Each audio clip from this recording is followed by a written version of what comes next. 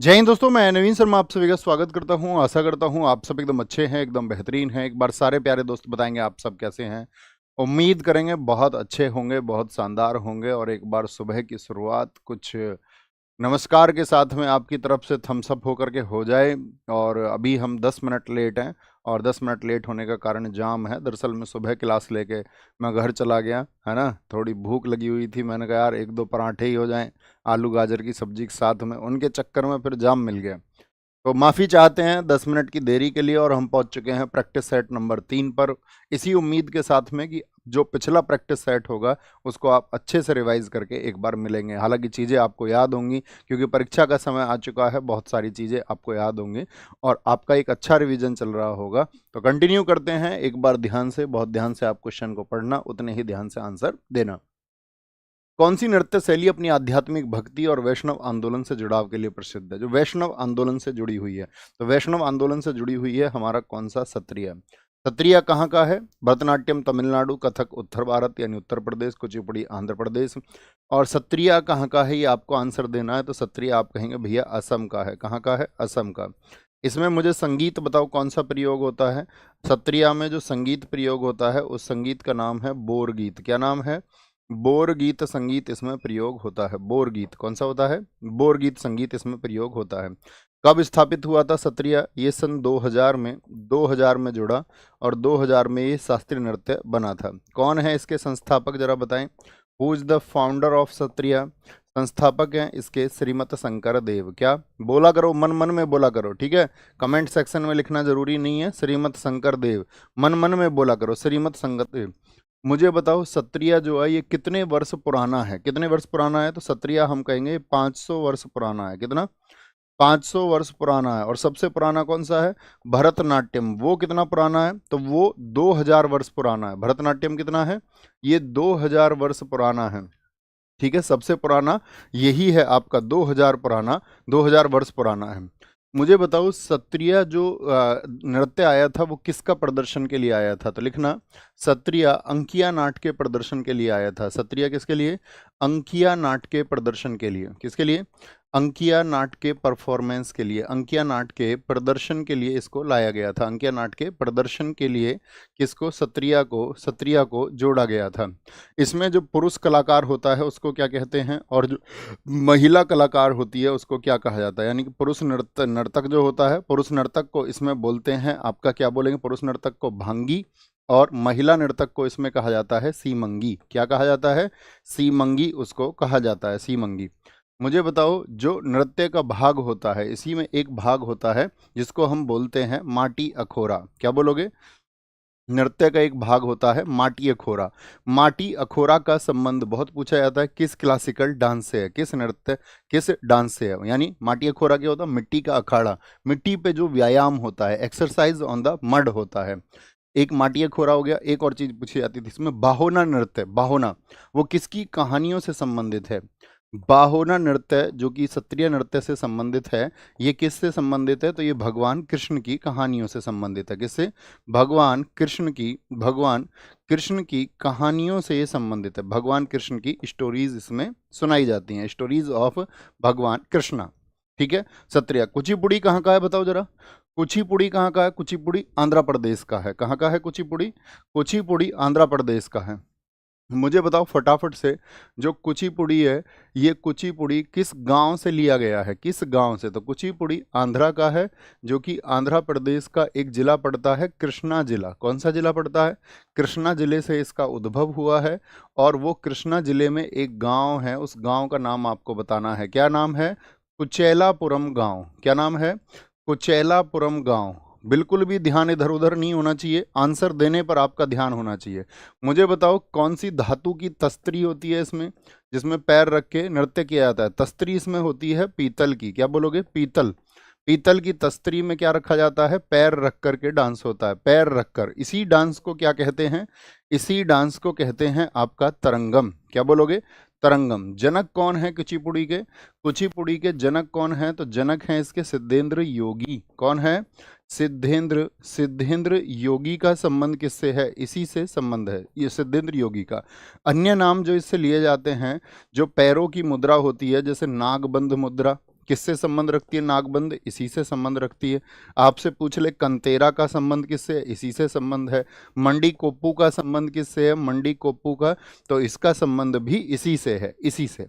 अब आप मुझे बताओ, कुचिपुड़ी जो डांस करता है उस व्यक्ति को क्या कहा जाता है? कुचिपुड़ी, कुचिपुड़ी में जो नर्तक होता है, कच्ची पूड़ी के साथ क्या बना लोगे? आलू, भगवतालू। क्या बोलोगे? भागवतालू जो कहा जाता है वो कुचिपुड़ी के डांस को कहा जाता है। इसमें एक मेंढक की कहानी भी होती है। हाँ जी भैया, मेंढक की कहानी जो होती है उसको क्या कहा जाता है? मेंढक की कहानी को कहा जाता है मंडूकम। क्या कहा जाता है? मंडूकम। और इसमें जो पोशाक होती है जिसको पुरुष पहनते हैं उस ड्रेस को क्या कहा जाता है? उसको कहा जाता है बगलबंदी। क्या कहा जाता है? बगलबंदी कहा जाता है। बाकी जल चित्रम वगैरह आप जानते होंगे, पैर के अंगूठे से जो निशान बनाए जाते हैं फर्श पर, उसको बोला जाता है जल से बनाए गए चित्र, अर्थात जल चित्रम कहा जाता है, जल चित्रम। काला घोड़ा कला महोत्सव प्रतिवर्ष कहाँ आयोजित किया जाता है? ये आपके रिवीजन के टॉपिक्स हैं जो ब्लू कलर में दिख रहे हैं। उम्मीद करूंगा, मैं 3 दिन से आपसे कह रहा हूँ उत्सव पढ़ लो, शास्त्रीय नृत्य पढ़ लो, शास्त्रीय नृत्य पढ़ लो। हम सब करके बताएं भैया, अब शास्त्रीय नृत्य हम पढ़ चुके होंगे। तीसरे दिन आप हमसे लगातार कह रहे हैं हम इतने सिंसियर हैं कि आपके दिए टारगेट्स को हम पूरा करेंगे। सबका थम्स अप आए तो एनर्जी आएगी मुझ तक भी कि हाँ, मैं होशियार बच्चों को पढ़ा रहा हूं, मैं मेहनती बच्चों को पढ़ा रहा हूं। ये ऊर्जा आप मुझ तक पहुंचाएं फटाफट से, ठीक है? तो काला घोड़ा जो उत्सव है ये मुंबई में मनाया जाता है। कहां पर मनाया जाता है? ये मुंबई में मनाया जाता है। कब शुरू हुआ था? इसकी शुरुआत हुई थी 1999। सीजीएल बहुत पूछता है इसको। सीजीएल 1999 में इसकी शुरुआत हुई थी। अगर मैं महाराष्ट्र की बात करूं तो क्या कहता था महाराष्ट्र को? मैं महाराणा जी, महाराणा जी से याद रखना। महाराणा जी किस पे बैठे हुए हैं? काले घोड़े पर बैठे हुए हैं। बैठे का मतलब बिठोवा, काले घोड़े पर बैठे हुए हैं। बिठोवा कहाँ का उत्सव है? यहीं का। महाराणा जी कैसे लग रहे हैं? निराले लग रहे हैं। नराली पूर्णिमा यहीं का है, नराली पूर्णिमा यहीं का है, ठीक है? कोजागिरी उत्सव कहाँ पर मनता है? कोजागिरी वो महाराष्ट्र में मनता है। अच्छा, आप मुझे बताओ होजागिरी कहाँ का है? होजागिरी, परफेक्ट सा आंसर आया आप सब लोगों का, होजागिरी। बाणगंगा ये भी मुंबई में ही मनता है। कितने दिन मनता है बाणगंगा उत्सव? बाणगंगा उत्सव 2 डेज मनता है, यानी 2 दिन ये मनता है, 2 दिन मनता है। खंडोवा की बैठे हुए और खड़े हुए, बिठोवा, इससे याद रखेंगे, ठीक है? एक गुड़ी पड़वा, गुड़ी पड़वा पूछा जाएगा आपसे एग्जाम में। गुड़ी पड़वा ये क्या है? महाराष्ट्र का न्यू ईयर है, अर्थात नव वर्ष है ये महाराष्ट्र का। गणेश चतुर्थी कितने दिन मनती है? ये आपसे क्वेश्चन है मेरा। गणेश चतुर्थी महाराष्ट्र में कितने दिन मनती है? तो आप कहेंगे गणेश चतुर्थी 11 दिन मनती है, 11 दिन। जिसको किसने शुरू किया था? 1894 में बाल गंगाधर तिलक जी ने शुरू किया था। बाल गंगाधर तिलक ने इसको क्या किया था? शुरू किया था। एक क्वेश्चन पूछा जाएगा, बाणगंगा उत्सव जो 2 दिन मनता है ये कौन से भगवान से संबंधित है? तो जो बाणगंगा उत्सव है ये भगवान राम से संबंधित है। किनसे है? भगवान राम से, राम जी से ये रिलेटेड है, भगवान राम से ये संबंधित है। याद रखेंगे इस बात को, ठीक है? कभी भी गलती नहीं करनी है। आपने उत्सव पढ़े होंगे, मैंने टारगेट दिया है, पूछें जरा उत्सव। मैं आपसे उत्सवों के नाम पूछूंगा, आपको राज्य का नाम बताना है। किसका? आपको राज्य का नाम बताना है। बताओ जरा, बॉन्ड्रम कहाँ का है? बॉन्ड्रम, बॉन्ड्रम कहाँ का है? मैं आपसे पूछूं सिग्मो कहाँ का है? सिग्मो, सिग्मो फेस्टिवल कहाँ पर आयोजित होता है? सिग्मो। साओ जो आओ, साओ जो आओ ये कहाँ पर आयोजित होता है? साओ जो आओ, सो जाओ, क्या बोलोगे? साओ जो आओ ये कहाँ पर है? सनबर्न कहाँ पर होता है? जहाँ पर भैया सूरज से क्या है, स्किन जल जाती है, चिक्कल काला पड़ जाता है, स्किन जो है एकदम से काली पड़ जाती है। अरे भैया ये तो रेत किनारे होता है, रेत किनारे होता है, चिक्कल कालो। ये सब आपको बताने हैं कहाँ के हैं, कहाँ के हैं। आप मुझे बताओ हम्पी कहाँ पर मनाया जाता है? हम्पी पूछेंगे आपसे, हम्पी पूछ सकते हैं। कंबाला पूछ सकते हैं आपसे, कंबाला जिसको भैंसा दौड़ कहा जाता है, भैंसा दौड़, भैंसा दौड़ ये कहाँ पर मनाया जाता है? भैंसा दौड़। आपसे हम पूछेंगे गोम्बे हब्बा कहाँ पर मनाया जाता है? गोम्बे, गांव में चल रही है गोम्बे हब्बा। उसने एकदम से नाटक कर दिया, बोली नहीं मैं गांव वाँव में नहीं रहती हूँ। त्रिशूरपुरम, क्या बोलोगे? त्रिशूरपुरम बताओ कहाँ का है? त्रिशूरपुरम जिसको वडक्कुनाथम टेम्पल में मनाया जाता है। थेयम बताओ कहाँ का है? अरट्टू बताओ, डबल टैग कहाँ की पहचान मैंने आपको बता रखी है, अरट्टू। अट्टू कल बताओ, डबल टैग कहाँ का होता है? तिरुवातुर कली, कली कहाँ की पहचान है? तिरुवातुर कली, ये कहाँ पर होता है? परफेक्ट आंसर आनी चाहिए, किसी का गलत नहीं आना चाहिए। जैसे हम आपसे पूछ रहे पोंगल बताओ कहाँ का है? पोंगल आपका पोंगल के साथ में और क्या? जल्लीकट्टू बता दो, जल्लीकट्टू, जल्लीकट्टू कहाँ का है? जल्लीकट्टू। आप मुझे बताओ तो आपका चित्राथी कहाँ का है? चित्राथी। यहीं पर बहुत इंपॉर्टेंट बनता है पुंथाडू। क्या बोलोगे? क्या बोलोगे? पुथांडू यहाँ पर बनता है, पुथांडू यहाँ पर बनता है, पुथांडू ये कहाँ का है? पुथांडू जहाँ पर बनता है वहां पर फ्लोट भी बनता है देवी पार्वती के लिए। आंसर आए, परफेक्ट से आंसर आने चाहिए। बॉन्ड्रम सिग्मो साव जुआओ सरनवन कालो, ये गोवा के हैं। हम्पी, हम करती है कौन? जो नाटक करती है, ठीक है। कंबल में नाटक, कंबल में नाटक। गोम्बे, त्रिशूरपुरम, अरट्टू, अट्टुकल, ये सब केरल के हैं। क्या बोलोगे? ये केरल के हैं।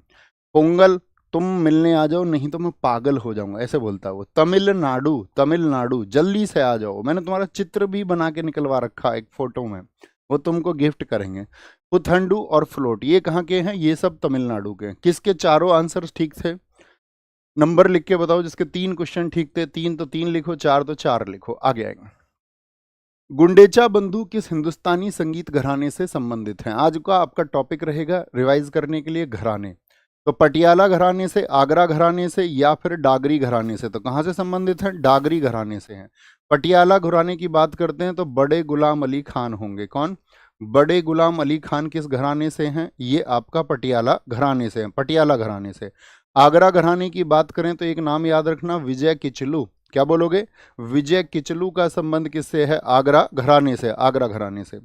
निखिल बनर्जी का घराना बताओ जरा। निखिल बनर्जी किस घराने से हैं? निखिल बनर्जी किस घराने से हैं? तो क्या बोलोगे? मेहर घराने से हैं। इसी से एक बड़ा नाम आता है मेहर घराने से, अली अकबर खान। क्या नाम आता है? अली अकबर खान। अली अकबर खान का संबंध किस घराने से है? अली अकबर खान का संबंध, ठीक है। लता मंगेशकर जी का घराना बताओ कौन सा है? लता मंगेशकर किस घराने से संबंध रखती हैं? तो भिंडी बाजार घराना। क्या बोलोगे? भिंडी भिंडी भिंडी बाजार घराना। उस्ताद आमिर खान किससे हैं? उस्ताद आमिर खान, जिससे पंडित अमरनाथ भी हैं। उस्ताद आमिर खान का संबंध किससे है? उस्ताद आमिर खान का संबंध है आपका इंदौर घराने से। क्या बोलोगे? इंदौर घराने से। और संतूर वादक ज्यादातर किस घराने से संबंध रखते हैं बताओगे? हरिप्रसाद चौरसिया बताओ किस घराने से? हरिप्रसाद चौरसिया। हरिप्रसाद चौरसिया कौन सा वाद्य यंत्र बजाते हैं? हरिप्रसाद चौरसिया, हरिप्रसाद चौरसिया वाद्य यंत्र पूछेंगे एक दिन आपसे। हरिप्रसाद चौरसिया की अगर हम बात करते हैं, आपको सेनिया घराने से इनका संबंध है। किससे? सेनिया घराने से इनका संबंध है, सेनिया घराने से, ठीक है। जैसे पंडित जसराज का नाम आता है, पंडित जसराज, ये किस घराने से संबंध रखते हैं? तो मेवाती घराने से। आज आप एक बार घराने याद करोगे, मेवाती घराना, एक बार घराना टॉपिक खोलोगे अपने नोट्स में और उसको अच्छे से पढ़ोगे। उम्मीद करेंगे बहुत अच्छे से आप पढ़ेंगे। नेक्स्ट है, राजा भालिंदर सिंह ट्रॉफी निम्नलिखित में से किस राष्ट्रीय खेल के आयोजन से संबंधित है? राजा भालिंदर सिंह ट्रॉफी खेलो इंडिया यूथ गेम से, खेलो इंडिया शीतकालीन गेम से, खेलो इंडिया यूनिवर्सिटी गेम से, या फिर राष्ट्रीय खेलों से? तो नेशनल गेम से इसका संबंध है, नेशनल गेम से। देखिए, इसको जो आयोजित कराता है, इसको आयोजित कराता है इंडियन ओलंपिक एसोसिएशन, भारतीय ओलंपिक संघ। और परफेक्ट सा उत्तर आए, भारतीय ओलंपिक संघ, जिसके पहले अध्यक्ष JRD टाटा थे। उसकी स्थापना जो हुई थी किस वर्ष में हुई? जिसका हेडक्वार्टर नई दिल्ली है, जिसकी वर्तमान में मैंने आपको बताई थी, अध्यक्ष भी मैंने आपको बताई थी। दोनों आंसर आप लोगों को करने हैं। तो भारतीय ओलंपिक संघ कब बना? 1927 में बना था, 1927 में। खेलो इंडिया यूथ गेम्स कब शुरू हुए थे? तो ये शुरू हुए 2018 में। इसके 2 साल बाद शीतकालीन गेम शुरू हुए 2020 में, 2020 में। इसी वर्ष खेलो इंडिया यूनिवर्सिटी गेम शुरू हुए थे 2020 में। अगर पूछे पहले राष्ट्रीय खेल, पहले नेशनल गेम कब हुए थे? पहले नेशनल गेम कब हुए थे? तो 1924 में हुए थे। कहाँ पर? लाहौर में, लाहौर में। हालांकि राष्ट्रीय खेल नाम इनको 1940 में दिया, 1940 में। अभी आपको पता होगा हाल ही में 2025 में 38वें राष्ट्रीय खेल हुए थे। हाँ जी भैया पता है।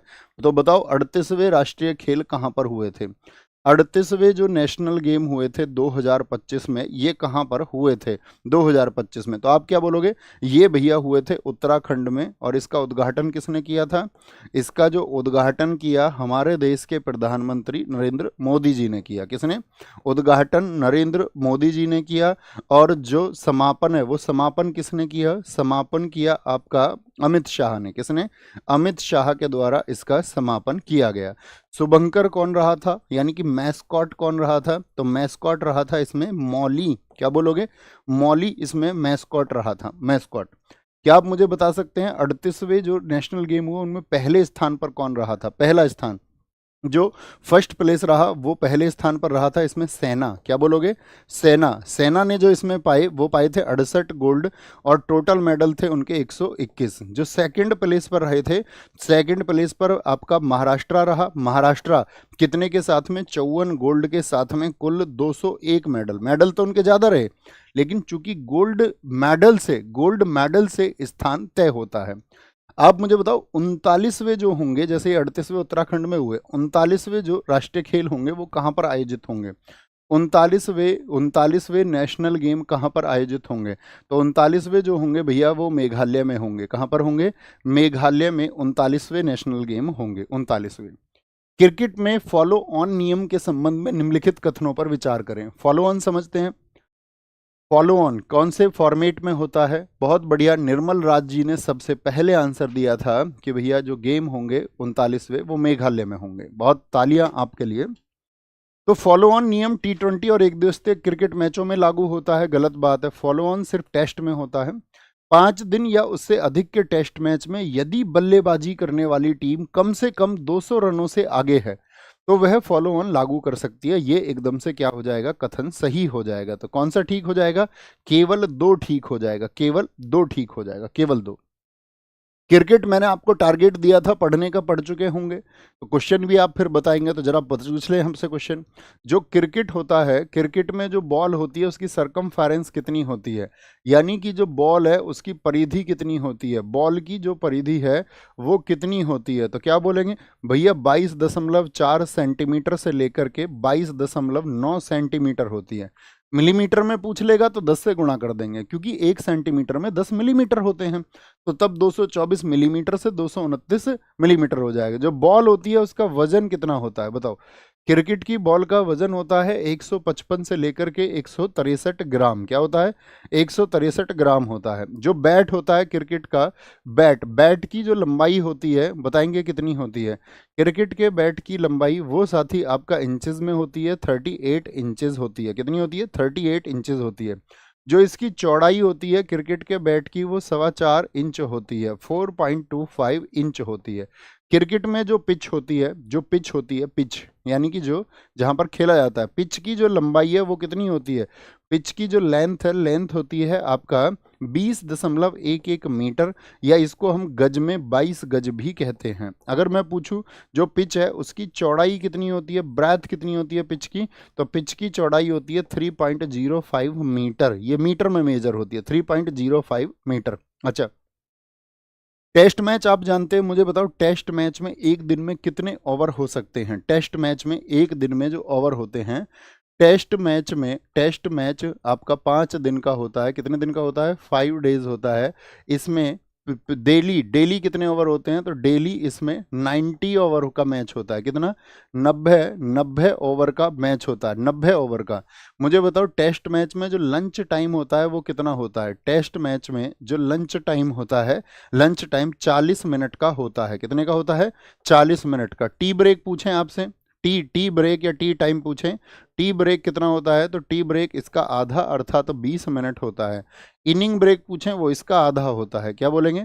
इनिंग्स ब्रेक पूछ लें आपसे, इनिंग्स ब्रेक कितना होता है टेस्ट मैच में? तो वो 10 मिनट होता है। क्या होता है? 10 मिनट। T20 में कितना होता है इनिंग ब्रेक? T20 में तो वहाँ 10 मिनट होता है। और ODI में पूछें T20 में टी ब्रेक, मुझे बताओ T20 में जो साथी टी ब्रेक होता है आपका, टी ब्रेक होता है, sorry inning break, tea break नहीं होगा उसमें, इनिंग ब्रेक होगा उसमें। इनिंग ब्रेक जो होता है आपका, इनिंग ब्रेक जो होता है T20 में वो कितना होता है? वो 10 मिनट होता है। और ODI में, ओडीआई वनडे इंटरनेशनल जो 50 ओवर का मैच होता है, इसमें जो इनिंग ब्रेक होता है वो आपका 40 मिनट होता है, 40 मिनट होता है, ठीक है। T20 20 ओवर का होता है। T20 में ओवर लिमिट कितनी होती है, फटाफट से बोलो। एक गेंदबाज कितने कितने कितनी बॉल फेंक सकता है, कितने ओवर फेंक सकता है T20 में? अगर हम पूछें T20 में साथी, आपका ओवर लिमिट जो होती है वो कितनी होती है? ओवर लिमिट होती है 4 ओवर की, यानी कि एक गेंदबाज 4 ओवर फेंक सकता है। और ओडीआई में कितनी होती है? ओडीआई में होती है आपका 10 ओवर की। कितनी? 10 ओवर की। किड्स किड्स से 2 शब्द पूछे जाते हैं, मैं आपसे पूछता हूँ ओरली, मुझे बताओ, आप जानते हैं डीएलएस नियम, डकवर्थ लुईस सिस्टम? जब मैच बाधित हो जाता है या बारिश हो जाती है तो डीएलएस लागू होता है। तो डीएलएस पहली बार कब लागू हुआ था? डीएलएस, ऐसे ही डिसीजन रिव्यू सिस्टम, डीएलएस क्या बोलेंगे? डीएलएस क्या होता है? डीएलएस होता है डकवर्थ लुईस सिस्टम। तो डकवर्थ लुईस सिस्टम पहली बार जो लागू हुआ था, डीएलएस डकवर्थ लुईस सिस्टम पहली बार लागू हुआ था ये 1997 में। कब? 1997 में। कब होता है? जब मैच बाधित हो जाए वर्षा वगैरह की वजह से, कहीं पर बारिश आ जाए। तो डीएलएस 1997 में पहली बार इंग्लैंड वर्सेस जिम्बाब्वे के मैच में। किसके में? इंग्लैंड वर्सेस जिम्बाब्वे के मैच में। अच्छा, ऐसे ही हम आपसे पूछें डीआरएस, डीआरएस का पूरा नाम क्या होता है? Decision review system. क्या होता है? डिसीजन। डीएलएस तो पता ही होना चाहिए आपको, ये क्या है? Duckworth Lewis system. ये है डिसीजन रिव्यू सिस्टम, जिसको मजाक मजाक में धोनी रिव्यू सिस्टम भी कहा जाता है। तो डीआरएस जो होता है ये लागू हुआ था 2008 में इंडिया और श्रीलंका के मैच में, इंडिया एंड श्रीलंका। और बहुत जबरदस्त आंसर आप लोगों को आएगा कि आपका, मुझे बताओ, डीआरएस से आउट दिए जाने वाले पहले क्रिकेटर कौन है? पहले क्रिकेटर कौन है बताएंगे फटाफट से। डीएलएस नहीं सोनम वर्मा जी, डीएलएस नहीं, डीआरएस। सोनम वर्मा जी ने लिखा है वीरेंद्र सहवाग पहले खिलाड़ी हैं जो इसके तहत आउट दिए गए थे। बहुत शानदार आंसर है, बहुत शानदार आंसर है। नेक्स्ट, भारतीय क्रिकेट में निम्नलिखित में से किसे कैप्टन कूल के नाम से जाना जाता है? उपनाम पढ़ेंगे खिलाड़ियों के। महेंद्र सिंह धोनी है, महेंद्र सिंह धोनी, ठीक है। विराट कोहली को चीकू कहा जाता है। सचिन तेंदुलकर जी को बॉम्बे बॉम्बर या मास्टर ब्लास्टर कहा जाता है, मास्टर ब्लास्टर कहा जाता है। ये क्रिकेट खिलाड़ियों के उपनाम है। एक बार स्क्रीनशॉट लेके रख लीजिए, तो आपका एक अच्छा रिवीजन हो जाएगा। तो उपनाम आपको पता होने चाहिए। Have a screenshot, have a screenshot. ऐसे ही खिलाड़ियों की पुस्तक बहुत इंपॉर्टेंट है। खिलाड़ियों की पुस्तकों की यदि मैं बात करूं आपसे, मुझे बताओ, द धोनी टच किसने लिखी है? द धोनी धोनी टच जो बुक है ये किसने लिखी है? The Dhoni touch. Perfect answer आए तो क्या बोलोगे? भारत सुदर्शन की बुक है, धोनी के बारे में है। किसकी है? भारत सुदर्शन की बुक है जो धोनी के बारे में लिखी गई है। ड्राइवन जो विराट कोहली के जीवन पर लिखी गई है, ड्राइवन ये विराट कोहली के जीवन पर लिखी गई है। किसने लिखी है? विजय लोकपल्ली ने। किसने? विजय विजय लोकपल्ली ने इसको लिखा है, विजय लोकपल्ली ने, ठीक है। Written by Vijay Lokapally. The hitman किसके जीवन पर है बताओ फटाफट से। हिटमैन किसको कहा जाता है? रोहित शर्मा। तो उसमें आपका विजय लोकपल्ली ही उसके राइटर हैं, लेकिन उनके साथ में एक राइटर और रहे थे, जी कृष्णन। क्या बोलोगे? जी कृष्णन उनका नाम रहा है। मुझे बताओ आप, सनी डेज बुक किसकी है? सनी, क्रिकेट की बहुत पूछी जाती हैं, आपके एग्जाम में भी भर भर के पूछी जाएंगी। सनी डेज की बात करें, उन्होंने ही लिखी थी आइडियल्स। क्या? आइडियल्स। और रन्स एंड रूइंस ये किसकी बुक है? रन्स एंड रूइंस ये आपका सुनील गावस्कर की बुक है, सुनील गावस्कर। सचिन तेंदुलकर जी की बुक कौन सी है? प्लेइंग इट माई वे। क्या बोलोगे? सचिन तेंदुलकर जी की जो बुक है उसका नाम है, सचिन तेंदुलकर जी इनकी बुक है playing it my way. Playing it my way ये एसएससी की फेवरेट है। प्लेइंग इट माई वे ये किसने लिखी है? ये सचिन तेंदुलकर ने लिखी है। किसने? सचिन तेंदुलकर ने। आंसर देते रहे भैया, टेबल पर बैठे हुए आराम से, लाइब्रेरी में शोर नहीं करना। नो स्पिन बताओ किसकी है? नो स्पिन किसकी बुक है? नो स्पिन सेन वॉरेन की बुक है। किसकी है? सेन वॉरेन की बुक है। द इनसाइडर बताओ, द इनसाइडर किसकी बुक है? द इनसाइडर किसकी बुक है? आकाश चोपड़ा। 2023 में ये किताब बहुत पूछी गई, आकाश चोपड़ा। अभी बताते हैं 2024-25 में कौन सी पूछी जा रही है। The test of my life खूब पूछी जाती है। जब कैंसर हो गया था the test of my life Yuvraj Singh को, तो उसके बाद इन्होंने किताब लिखी थी युवराज सिंह। क्या बोलोगे? युवराज सिंह, युवराज सिंह की बुक है, युवराज सिंह की बुक है। आई हैव द स्ट्रीट्स 2024 में खूब पूछी गई, 2025 में पूछी जा रही है। बताइए, आई हैव द स्ट्रीट्स ये किसकी है? I have the streets I have the streets. तो ये है रविचंद्र अश्विन की बुक। किसकी है? रविचंद्र अश्विन की बुक है। सिक्स मशीन बताओ, सिक्स मशीन किसकी बुक है? सिक्स मशीन ये आपका क्रिस गेल की बुक है। किसकी है? क्रिस गेल की बुक है। क्या बोलेंगे? क्रिस गेल की बुक है सिक्स मशीन, सिक्स मशीन। और एक बताओ आपका स्टैंडिंग माई ग्राउंड किसकी है? स्टैंडिंग माई ग्राउंड ये मैथ्यू हेडन की है। स्टैंडिंग माई ग्राउंड ये किसकी है? ये मैथ्यू हेडन की है। और सौरव गांगुली की कौन सी है? मैथ्यू हेडन की है। Matthew Hayden, Matthew Hayden.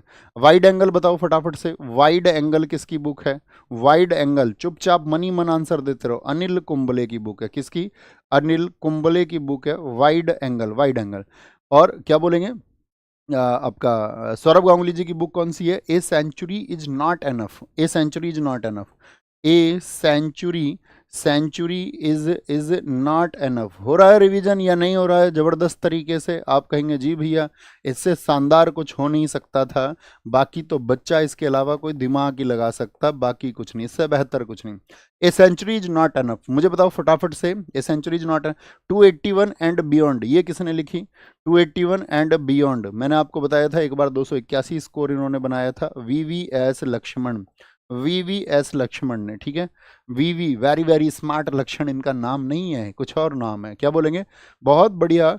ये लिखा है मौनी बिश्नोई जी ने। नो लिमिट्स माइकल फेल्प्स की बुक है, बहुत बढ़िया।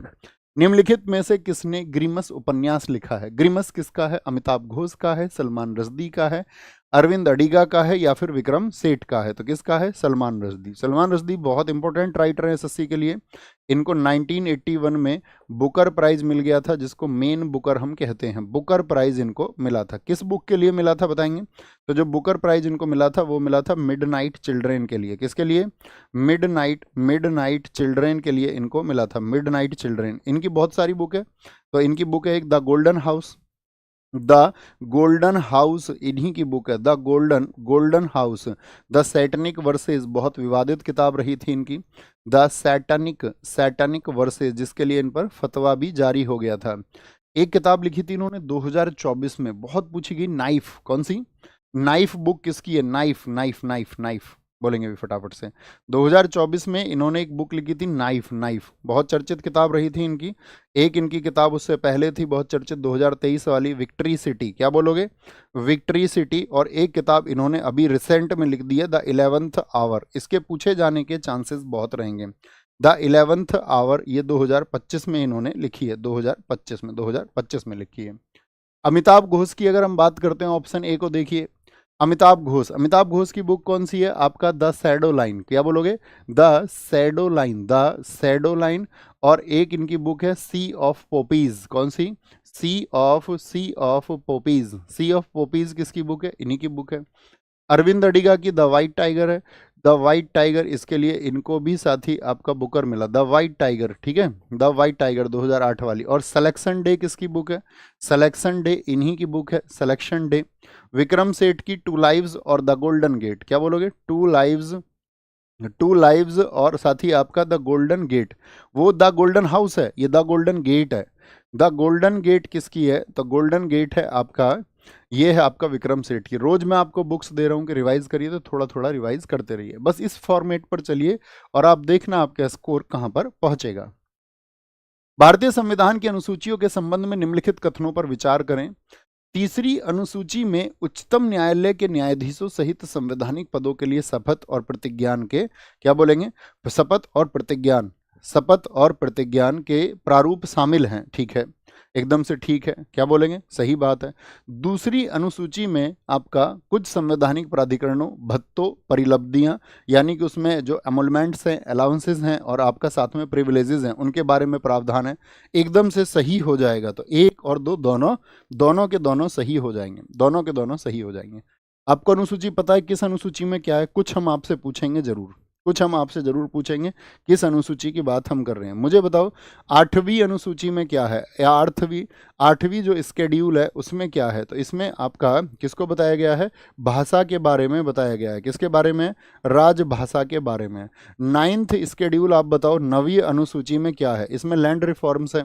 लैंड रिफॉर्म्स अर्थात भूमि सुधार है। और कब नवी अनुसूची को जोड़ा गया था, तो यहां से क्वेश्चन बहुत बनता है। ये पहला संविधान संशोधन था 1951 का, फर्स्ट कॉन्स्टिट्यूशनल अमेंडमेंट था 1951 का। मैं पूछूं 10वीं अनुसूची में क्या है, तो उसमें क्या है आपका, क्या बोलेंगे, दल बदल है। दल बदल डिफेकेशन है, दल बदल है एंटी डिफेकेशन, क्या बोलोगे, दल बदल। और दल बदल को कब जोड़ा गया था, आपका 52वां संविधान संशोधन था 1985 का, इससे जोड़ा गया। 11वीं अनुसूची में क्या है बताइए फटाफट से। जो 11वीं अनुसूची है उसमें आपका पंचायत को जोड़ा गया है। किसको, पंचायत को, जिसमें कितने विषय रखे गए हैं, 29 सब्जेक्ट इसमें रखे गए हैं, 29 विषय इसमें रखे गए हैं। और इसको जोड़ा गया था 73वें संविधान संशोधन से। 73वां संविधान संशोधन किस वर्ष में हुआ था बताइए जरा। 12वीं अनुसूची की हम बात करते हैं। 12वीं अनुसूची जिसमें आपका नगर पालिका को रखा गया है, किसको, म्यूनिसिपैलिटीज को रखा गया है, जिसमें टोटल 18 सब्जेक्ट रखे गए हैं। और ये 74वें संविधान संशोधन से जोड़ी गई थी। तो ये कब हुए थे आपका 1992 में, और 74वां संविधान संशोधन भी 1992 में, 1992 में, 1992, ये हमको पता होना चाहिए। अजय पटेल जी, बहुत परफेक्ट आंसर आपने साथी दिया है। ये देख लेना एक बार किस अनुसूची में क्या दिया गया है। 9वीं में पंचायत है आपका, ये आपको पता होना चाहिए। इसके आर्टिकल भी कई बार पूछ लेते हैं कि नागरिकता में कौन से अनुच्छेद से कौन से तक आता है। मूल अधिकार में पूछ लेता किस भाग में है, तो किस में है, भाग 3 में है। ये आज आपको एक बार पढ़ लेना है, ठीक है। ये सारा लिख दिया है हमने। यहाँ पर आएंगे मौलिक अधिकार। अनुच्छेद 20 का कौन सा खंड है जो दोहरे दंड से सिद्धांत को शामिल करता है, यानी कि आपको जो डबल जोपार्डी से आपका अगर बात करें प्रोटेक्शन देता है कि भाई एक ही अपराध के लिए आपको 2 बार दंडित नहीं किया जा सकता है, ठीक है, अपराध के लिए 1 बार दंड मिलेगा। तो 20 का कौन सा सेक्शन है, तो 20 का सब सेक्शन जो है वो 2 है। क्या बोलोगे, 2 है। जैसे 20 के 1 में क्या बात कही गई है, 20 के 2 में क्या बात कही गई है, 2 में तो आपको पता ही चल गया, तो 3 बचा। फिर आपका 20 के 3 में क्या बात कही गई है, तो 20 का 1 कहता है कि वो बोलता है protection against x post facto. Protection against x post facto, इसका क्या मतलब है कि आपने आज अपराध किया है तो आज तक जो कानून है उसी के अनुसार सजा मिलेगी। ऐसा नहीं है कि 1 साल बाद कोई कानून आ जाए आप जेल में और उस कानून के अनुसार आपको सजा मिल जाएगी, नहीं। जब अपराध घटित हुआ है उसी समय के कानून के हिसाब से सजा मिलेगी। तो 20 के 1 में इसको बोलते हैं हम पूर्वव्यापी कानून के विरुद्ध संरक्षण। क्या बोलोगे, पूर्वव्यापी कानून के विरुद्ध संरक्षण कहाँ बताया गया है, पूर्वव्यापी कानून के विरुद्ध संरक्षण, इसी को हम क्या कहते हैं, protection against x post facto. तो क्या बोलेंगे, एक्स पोस्ट फैक्टो की बात कहाँ पर की गई है, वहां पर प्रोटेक्शन की बात की गई है 20 के 3 में क्या की गई है, आत्मदोष के विरुद्ध संरक्षण। आत्मदोष के विरुद्ध संरक्षण, यानी कि आप पर जोर नहीं दिया जा सकता कि आप खुद के खिलाफ आप कोई गवाही दें, तो इसको बोलते हैं प्रोटेक्शन अगेंस्ट सेल्फ इंक्रिमिनेशन। क्या बोलोगे, प्रोटेक्शन अगेंस्ट सेल्फ इंक्रिमिनेशन की बात कहाँ पर की गई है, अच्छा यहाँ पर की गई है। मुझे बताओ जो देश में इमरजेंसी लगती है तो कौन से आर्टिकल निलंबित नहीं होते हैं, जो बने रहते हैं इमरजेंसी के दौरान, आपातकाल के दौरान, यहीं पर हम पढ़ते थे। आपातकाल के दौरान आपका मतलब आपातकाल के दौरान हम नहीं पढ़ते थे, इस टॉपिक के दौरान पढ़ते थे। आर्टिकल 20 और 21 क्या है, ये निलंबित नहीं होते। क्या बोलोगे, निलंबित नहीं होते हैं। क्या बोलोगे, निलंबित नहीं होते। क्या बोलेंगे, निलंबित नहीं होते हैं आर्टिकल 20 और 21 के दौरान, याद रखेंगे 20 और 21 आपातकाल के दौरान। विहान कुमार बनाम हरियाणा राज्य के मामले में निम्नलिखित में से किस संवैधानिक उल्लंघन के कारण सर्वोच्च न्यायालय ने गिरफ्तारी को अवैध कर दिया, अरेस्ट जो था उसको इलीगल बता दिया था, क्योंकि गिरफ्तारी के आधार की जानकारी नहीं दी गई थी। तो 22 के 1 में बताया गया गिरफ्तारी के आधार की जानकारी नहीं है। बहुत इंपॉर्टेंट आर्टिकल है 22 का 1, 14 आप जानते हैं, 21 आप जानते हो। 21 प्राण और दैहिक स्वतंत्रता का अधिकार, बहुत इंपॉर्टेंट, ठीक है। अच्छा मुझे बताओ यहाँ पर आप आर्टिकल बहुत इंपॉर्टेंट आता है 21A में क्या बताया गया, 21A में 6 से 14 वर्ष तक के बच्चों की शिक्षा है। क्या बोलोगे, 6 से 14 वर्ष के जो बच्चे हैं उनकी शिक्षा की बात की गई है, और इसके लिए जो संशोधन हुआ था वो हुआ था 86वां संविधान संशोधन सन 2002 हुआ था, 2002, ठीक है, 2002 हुआ था। आर्टिकल 23 आप मुझे बता सकते हैं किस चीज पर रोक लगाता है, आर्टिकल 23 क्या बोलोगे, trafficking in human and forced labour, यानी कि जो आपका ट्रैफिकिंग, मानव व्यापार जो होता है हमारा, ट्रैफिकिंग इन ह्यूमन बीइंग, मानव व्यापार, और साथ में जो फोर्स डिलीवर होती है यानी जबरदस्ती आप जो कोई काम करते हैं उसको बोलते हैं बलात् श्रम। बलात् श्रम पर रोक कौन लगाता है? ठीक है, ये कौन लगाता है? आर्टिकल 23। आर्टिकल 24 की अगर हम बात करें, आर्टिकल 24 की बताओ, तो ये क्या है? 14 वर्ष से जो कम के बच्चे हैं उनके काम करने पर रोक लगाता है, रोक लगाता है। ठीक है, ये आपको पता होना चाहिए। कौन सा अनुच्छेद यह प्रावधान करता है? कल मैंने आपको मौलिक अधिकार कहे थे कि आप एक बार रिवाइज कर लेंगे, इसीलिए हम क्वेश्चन पूछ रहे हैं आपसे। आप रिवाइज करोगे, इधर हम रिवाइज कराएंगे, इधर हम आपको टारगेट देंगे, और आपको इसके अतिरिक्त कुछ सोचने की जरूरत नहीं है कि कुछ और भी करना है क्या भैया इसके अलावा, नहीं, इसी को फॉलो करना है, इसी को फॉलो करना है। और इसको जब एग्जाम दे तब बताना इसका क्या फायदा हुआ, होगा, निश्चित होगा और बहुत ज्यादा होगा। शैक्षणिक अल्पसंख्यकों को अपने पसंद के शैक्षणिक संस्थान स्थापित करने के लिए कौन कहता है? तो वो कहता है आर्टिकल 23। लेकिन आर्टिकल 29 क्या बताया था हमने आपको?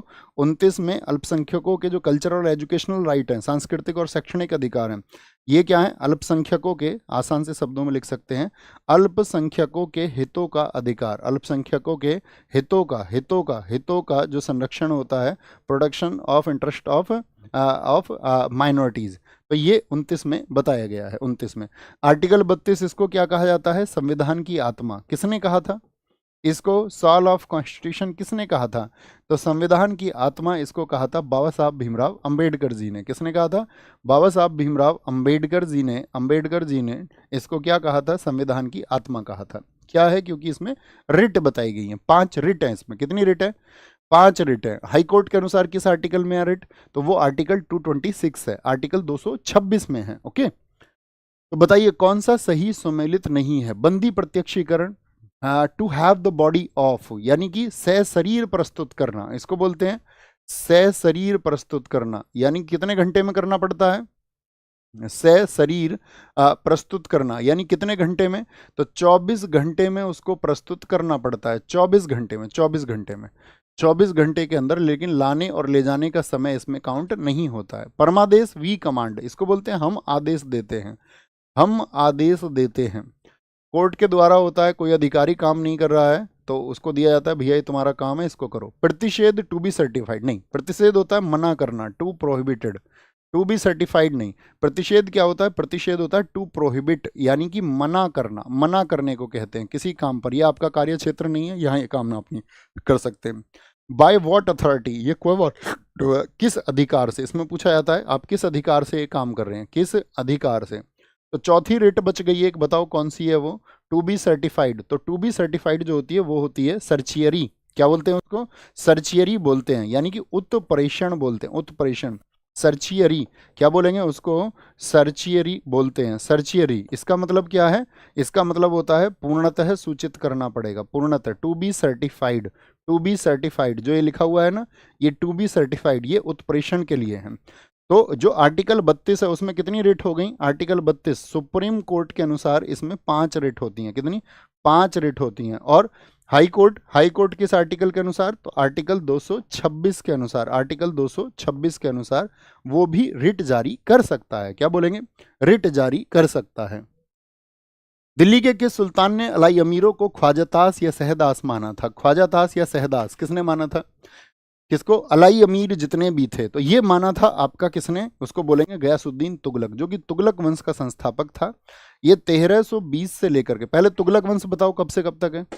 तो तुगलक वंश है बॉस आपका 1320 से लेकर के 1414 तक, और इसमें जो संस्थापक था वो गयासुद्दीन तुगलक था। 1320 से 25 कौन रहा है? ये आपका गयासुद्दीन तुगलक रहा है, गयासुद्दीन तुगलक। ठीक है, अगर गयासुद्दीन तुगलक की हम बात करते हैं तो इसको किस लिए जाना जाता है? इसने सर्वप्रथम नहरें खुदवाई, सबसे ज्यादा नहीं, सबसे ज्यादा तो फिरोज शाह तुगलक ने। सर्वप्रथम नहरें किसने खुदवाई थी? तो वो इसी ने खुदवाई थी। ठीक है, इसके समय पर जो आक्रमण हुए 29 मंगोल आक्रमण इसने विफल किए थे। कितने आक्रमण? 29 मंगोल आक्रमण इसने विफल किए थे, और गाजी की उपाधि इसने धारण की थी। ठीक है, इसी ने ही साथी आपका तुगलकाबाद की स्थापना कराई थी। तुगलकाबाद, दिल्ली का जो तुगलकाबाद है, और दिल्ली में जो 56 कोर्ट है वो किसने स्थापित किए थे? इसी ने 56 कोर्ट को इसने स्थापित किया था, उनकी स्थापना इसने स्थापना की थी। क्या आप बता सकते हैं 1325 में जब इसकी डेथ हुई थी तो ये कहाँ से लौट रहा था? जब इसने चिट्ठी लिखती थी निजामुद्दीन औलिया साहब को, इसने कहा था कि मेरे आने तक दिल्ली तुम खाली कर देना, और निजामुद्दीन औलिया ने इससे कहा था, इन्हीं के समय पर आपका निजामुद्दीन औलिया जी ने इनसे कहा था कि आपका हुनूज दिल्ली दूरस्थ, दिल्ली अभी दूर है, हुनूज दिल्ली दूरस्थ, ये किसने कहा था, हुनूज दिल्ली दूरस्थ, दिल्ली अभी दूर है, और ये दिल्ली पहुंच ही नहीं पाया था, और वापस बंगाल से आ रहा था, वापस बंगाल से लौटते समय, वापस लौटते समय कहाँ से लौट रहा था, बंगाल से, वापस लौटते समय कहाँ पर, आपका बंगाल से लौट रहा था, और लकड़ी के महल में, लकड़ी के महल में दब के इसकी मौत हो गई थी, मौत हो गई थी। कितने दोस्त बता सकते हैं निजामुद्दीन औलिया के गुरु कौन थे? निजामुद्दीन औलिया के जो गुरु थे, इनके जो गुरु थे, इनके गुरु का नाम था आपका फकरुद्दीन, जिनको गज ए शंकर कहा जाता है। फकरुद्दीन या गज ए शंकर, ये भी एक सूफी संत थे। गज ए शंकर की उपाधि किसको मिली? फकरुद्दीन निजामुद्दीन औलिया के गुरु थे निजामुद्दीन औलिया। अब मेरा क्वेश्चन रहेगा आप सबसे कि निजामुद्दीन औलिया की दरगाह कहाँ पर है? जो निजामुद्दीन औलिया एक सूफी संत थे, उनकी दरगाह कहाँ पर है? फटाफट से आंसर आए। तो आंसर आएगा भैया, सबकी दरगाह हमको पता है, अजमेर शरीफ कहाँ पर है? आपका अजमेर में है, वो आपका मोइनुद्दीन चिश्ती की दरगाह है, और निजामुद्दीन औलिया की दरगाह जो है वो दिल्ली में है। कहाँ पर है? दिल्ली में। कमेंट लेट क्यों आते हैं भाई बच्चों के? आगे आएंगे। क्या बोलेंगे? अमीर ए सादी को नियुक्त करने वाला प्रथम सुल्तान कौन था? अमीर ए सादो। तो अमीर ए सादी की जो नियुक्ति की वो अलाउद्दीन खिलजी ने, गयासुद्दीन तुगलक ने, मोहम्मद बिन तुगलक ने। तो क्या बोलेंगे? मोहम्मद बिन तुगलक ने। मोहम्मद बिन तुगलक गद्दी पर कब आया था? गयासुद्दीन तुगलक के बाद में 1325 से 51 तक रहा था मोहम्मद बिन तुगलक। क्या बोलोगे? मोहम्मद बिन तुगलक। इसको कहा जाता है दिल्ली सल्तनत का ये सबसे शिक्षित व्यक्ति था, सबसे शिक्षित व्यक्ति था। इसी को रक्त पिपासु कहा जाता है। इसने जनता का खूब रक्त पिया, यानी कि भैया मतलब इसके डिसीजन अच्छे होते थे, लेकिन अंततः वो खराब साबित हो जाते थे, खराब साबित हो जाते थे। एमबीटी के बचपन का नाम बहुत पूछा जाता है, आप बताइए इसके बचपन का नाम क्या था? तो इसके बचपन का नाम था मलिक फखरुद्दीन। क्या नाम था? मलिक फखरुद्दीन। और बड़े होके क्या नाम मिला इसको? जूना खां। जूना खां और उलूग खां किसकी उपाधि है? इसकी उपाधि थी जूना खां, इसी के नाम से जौनपुर बसाया था। जूना खां, जूना खां इसी को कहा जाता था, जूना खां। ठीक है। होली में इसने भाग लिया था या नहीं लिया था? होली में भाग लेने वाला दिल्ली सल्तनत का होली उत्सव में, जिसने होली उत्सव में भाग लिया वो कौन था? वो यही वही शासक है, होली उत्सव में इसने भाग लिया था। इसके कौन कौन से डिसीजन खराब हो गए थे बताओ? एक तो पहली चीज आती है इसकी, पूछी जाती है पहली चीज, राजधानी परिवर्तन किसने किया? मोहम्मद बिन तुगलक ने किया। राजधानी परिवर्तन, राजधानी परिवर्तन कहाँ ले गया था? राजधानी दिल्ली से ले गया था भैया आपका देवगिरी। कहाँ राजधानी? दिल्ली से महाराष्ट्र। बोला वहाँ रहेंगे सब, कहते हैं इसको सब पत्रों में गंदी गंदी गालियाँ लिख करके देते थे, तो ये परेशान हो गया था लोगों से। कुछ लोग कहते नहीं, इसने सेंटर की वजह से दिल्ली से राजधानी कहाँ ले गया था? ये आपका देवगिरी। और देवगिरी का नाम बदल के इसने क्या कर दिया था? देवगिरी, इस देवगिरी का जो नाम है, देवगिरी का नाम बदल कर क्या कर दिया था? दौलताबाद। देवगिरी का नाम बदल के इसने क्या कर दिया था? नाम बदल के इसने कर दिया था दौलताबाद। दौलताबाद कर दिया था, दौलताबाद। इसने किसानों के लिए जो डिपार्टमेंट बनाया था उसको बोलते हैं दीवान ए अमीर को ही। क्या बोलते हैं? दीवान ए अमीर को ही। और किसानों को इसने तकावी ऋण भी दिया था। क्या देता था? किसानों को, किसानों के लिए इसने बनवाया था ये, किसानों के लिए कि उन्नत किस्म के बीज बोएं, उत्पादन को बढ़ाएं। और किसानों के लिए इसने कौन सा एक कर्ज दिया था? तकावी ऋण, जैसे आज केसीसी मिलता है, किसान क्रेडिट कार्ड। ठीक है। इसके टाइम पर सबसे इंपॉर्टेंट बात है, विदेशी यात्री कौन आया था उसका नाम आपको बताना है। इसके समय पर जो आपका विदेशी यात्री आया, विदेशी यात्री उसका नाम है इब्न बतूता। बताइए भैया कहाँ से आया था? विदेशी यात्री इब्न बतूता इसी के टाइम पर आया, सन 1333 में। कब आया? 1333 में आया, और वो आया था मोरक्को से, यानी कि मूर देश से, मूर देश से। मोरक्को की राजधानी बता सकते हैं क्या आप मुझे? मोरक्को की राजधानी क्या आप मुझे बता सकते हैं? तो मूर देश से आया, बहुत विद्वान व्यक्ति था, उसको इसने दिल्ली का काजी बना दिया, और 1342 में कहाँ भेज दिया था? चीन भेज दिया था, चीन। टोपरा तथा मेरठ से 2 अशोक स्तंभ दिल्ली कौन लाया था? तो दिल्ली लाया आपका फिरोज शाह तुगलक। आज पढ़ना इसको सारे को, 3-4 राजा हम आपको दे रहे हैं, ज़्यादा टेंशन नहीं लेनी है। फिरोज शाह तुगलक, मोहम्मद बिन तुगलक के बाद गद्दी पर आया 1351 से 88 तक, 1351 से 88 तक ये आया था। और इसको बोलते हैं सल्तनत काल का अकबर। सल्तनत काल का अकबर इसको कहा जाता है, सल्तनत काल का अकबर, क्योंकि इसने लोगों की भलाई के लिए बहुत सारे काम किए। लोगों की भलाई के लिए कौन कौन से काम, जैसे कि इसने एक दासों के लिए एक विभाग बनाया था, बताओ क्या है? दासों के लिए, दासों के लिए इसके समय पर क्या बना था? वो बना था आपका दीवान ए बंदगान। क्या? दीवान ए बंदगान इसके समय पर बना था, दीवान ए बंदगान। मुझे बताओ खैरात के लिए इसने क्या बनाया था? खैरात के लिए, खैरात के लिए इसने क्या बनाया था? तो क्या बनाएंगे? खैरात के लिए नहीं, सॉरी, दान के लिए बोलेंगे। दान के लिए इसने क्या बनाया था? दान के लिए, तो दान के लिए बनाया था दीवान ए खैरात। और इसके समय एक अस्पताल बना था, उस अस्पताल को क्या कहा जाता है बताओ? इसने हॉस्पिटल जो खुलवाया उसको क्या कहा जाता है? दारुल सफ़ा। क्या कहते हैं? दारुल सफ़ा उसको कहा जाता है, दारुल सफ़ा। इसने अपनी आत्मकथा भी लिखी, किस भाषा में लिखी थी ये आपको बताना है। इसकी जो आत्मकथा है फुतुहात ए फिरोज शाही, इसने अपनी ऑटोबायोग्राफी लिखी, आत्मकथा लिखी, फुतुहात ए फिरोज शाही। क्या? फुतुहात ए फिरोज शाही, फुतुहात ए फिरोज शाही, फिरोज शाही ये इसने लिखी थी, फुतुहात ए फिरोज शाही। और ये किस भाषा में लिखी थी? इसने फारसी भाषा में लिखी। क्या? फारसी भाषा में। एक सिक्का इसने चलाया था, उस सिक्के का क्या नाम है? उस सिक्के का नाम है शशगनी। क्या बोलोगे? शशगनी, शशगनी। और इसने एकता को पुनः शुरू किया था। एकता जो इल्तुतमिश ने शुरू की थी, अलाउद्दीन ने खत्म कर दी थी, इसने एकता को पुनः शुरू किया था, पुनः शुरू। इसी ने ही क्या किया था? आपका कुतुब मीनार का 1386 में मरम्मत कराई, कुतुब मीनार की मरम्मत, कुतुब मीनार की 1386 में मरम्मत, क्योंकि वहाँ पर बिजली गिर गई थी, दिल्ली में बिजली गिर गई थी 1386 में, तो इसने क्या कराई थी? उसकी मरम्मत कराई थी, मरम्मत कराई थी, याद रखेंगे, ठीक है। बर्नी एक इतिहासकार है जो कहता है फिरोज शाह तुगलक ये आपका दिल्ली सल्तनत का सबसे योग्य शासक था। तो पूछे ना, बर्नी ने किसको दिल्ली सल्तनत का सबसे योग्य शासक माना है? तो फिरोज शाह तुगलक को। क्या बोलोगे? बोलेंगे जी, क्या बोलेंगे? यहाँ पर याद रखेंगे, इतनी बात में किसी को कोई दिक्कत, कोई परेशानी? याद रखेंगे, कोई परेशानी नहीं है। अच्छा, एक चीज और पूछी जाती है, इसका जो काल है वो सबसे भ्रष्ट शासन काल भी कहा जाता है, सबसे भ्रष्ट। कौन सी प्रथा थी इसके समय जो भ्रष्टाचार का कौन सी प्रथा थी जो इसके समय भ्रष्टाचार का कारण बनी थी? सबसे भ्रष्ट शासनकाल, तो वो कारण है इतलाक प्रथा। तो इतलाक प्रथा किसके समय चलती थी? फिरोज शाह तुगलक के समय। भैया जी इसको रिवाइज करना है, आज आपका जो नोट्स होंगे उसमें फिरोज शाह तुगलक को आपको पढ़ना है। क्या बोलेंगे? बोलेंगे? बोलेंगे? भैया जी माफ़ी चाहता हूँ, आपने सबके लिए जीएस का वेटेज बताया, लेकिन ड्राइवर का सबसे पहले आपने उसके लिए कुछ नहीं बोला, 2 शब्द बोल दीजिए। अब तो इतने सारे शब्द बोल दिए, सॉफ्टवेयर, भाई आपका नाम भी सॉफ्टवेयर है, आपके दिमाग में क्यों बात नहीं आती है? पहले ही दिन मेरी बात फिर से ध्यान से सुनना, मैंने कहा था कि एक वेटेज की हम बात कर रहे हैं। अब क्वेश्चन जहाँ पर जितने पूछे जाते हैं उसी आधार पर इसका वेटेज बना लो। देखिए, कहीं पर अगर 10 क्वेश्चन पूछे जाते हैं, कहीं पर अगर 20 क्वेश्चन पूछे जाते हैं, तो वहाँ पर फिर 2-2 3-3 क्वेश्चन का आधार होता है। और जब हम तैयारी करने वाले स्टूडेंट होते हैं तो हमको वो आधार पता होना चाहिए। ये मेरी आपसे रिक्वेस्ट है, आप एक अच्छे छात्र हैं, है ना, उसी तरह से अच्छी बातें किया करें। Requesting to you. और हमारी क्या, हमसे तो कुछ भी कह सकते हो, है ना। बोलो, निम्नलिखित सल्तनत शासकों में से कौन अफगान वंश के थे? तो आज आपको टारगेट लोधी वंश का भी मिलेगा, यानी कि ये टारगेट मैं आपको इसलिए दे रहा हूँ। देखिए, ब्लू कलर में क्या है? आपका आज का टारगेट है, जो बोर्ड पे ब्लू कलर है ये क्या है? ये आपका टारगेट है। हो सकता है ये आप पर आज पूरा ना हो, लेकिन आप इसको लिख लेना अपने टारगेट में कि ये मैंने भी पढ़ा है या नहीं पढ़ा है।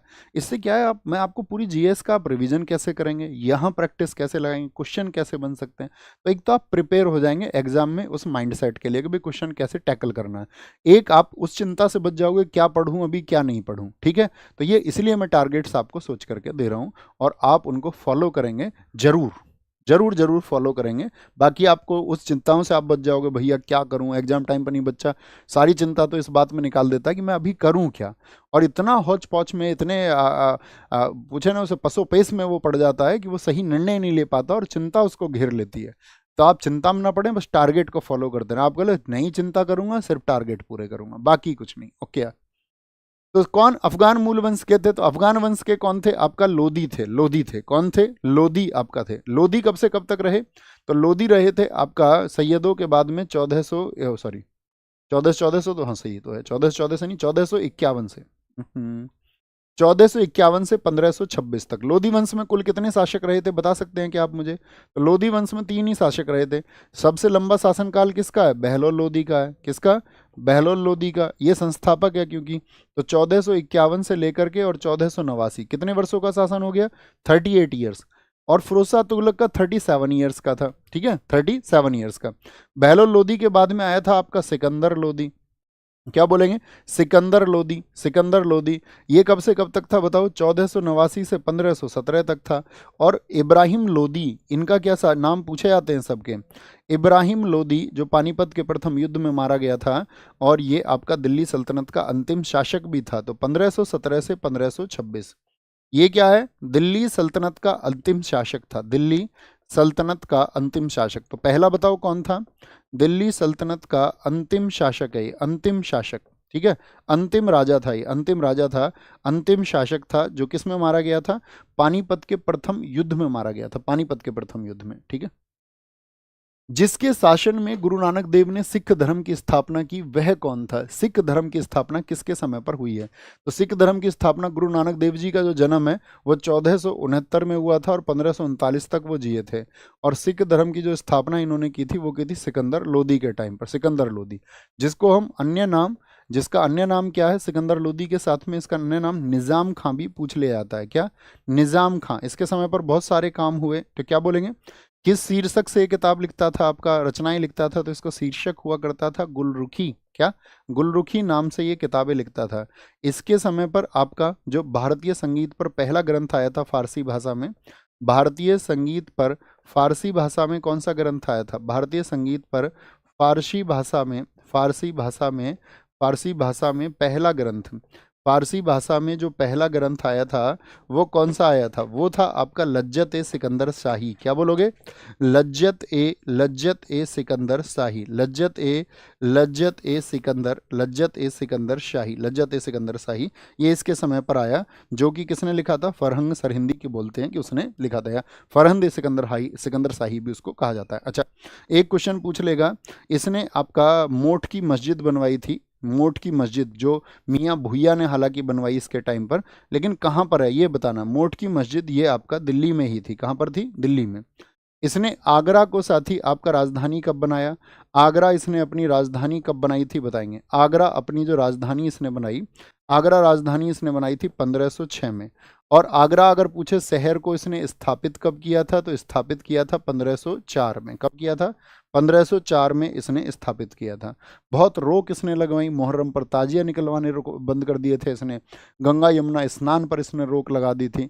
तो इसी वजह से इसको सल्तनत काल का आपका औरंगजेब भी कहा जाता है, या इसको औरंगजेब का पूर्वगामी भी कहा जाता है, क्योंकि औरंगजेब ने भी ऐसे काम बाद में किए थे। ठीक है, बोलेंगे भाई फटाफट से, आगे आएंगे, बोलो भाई फटाफट से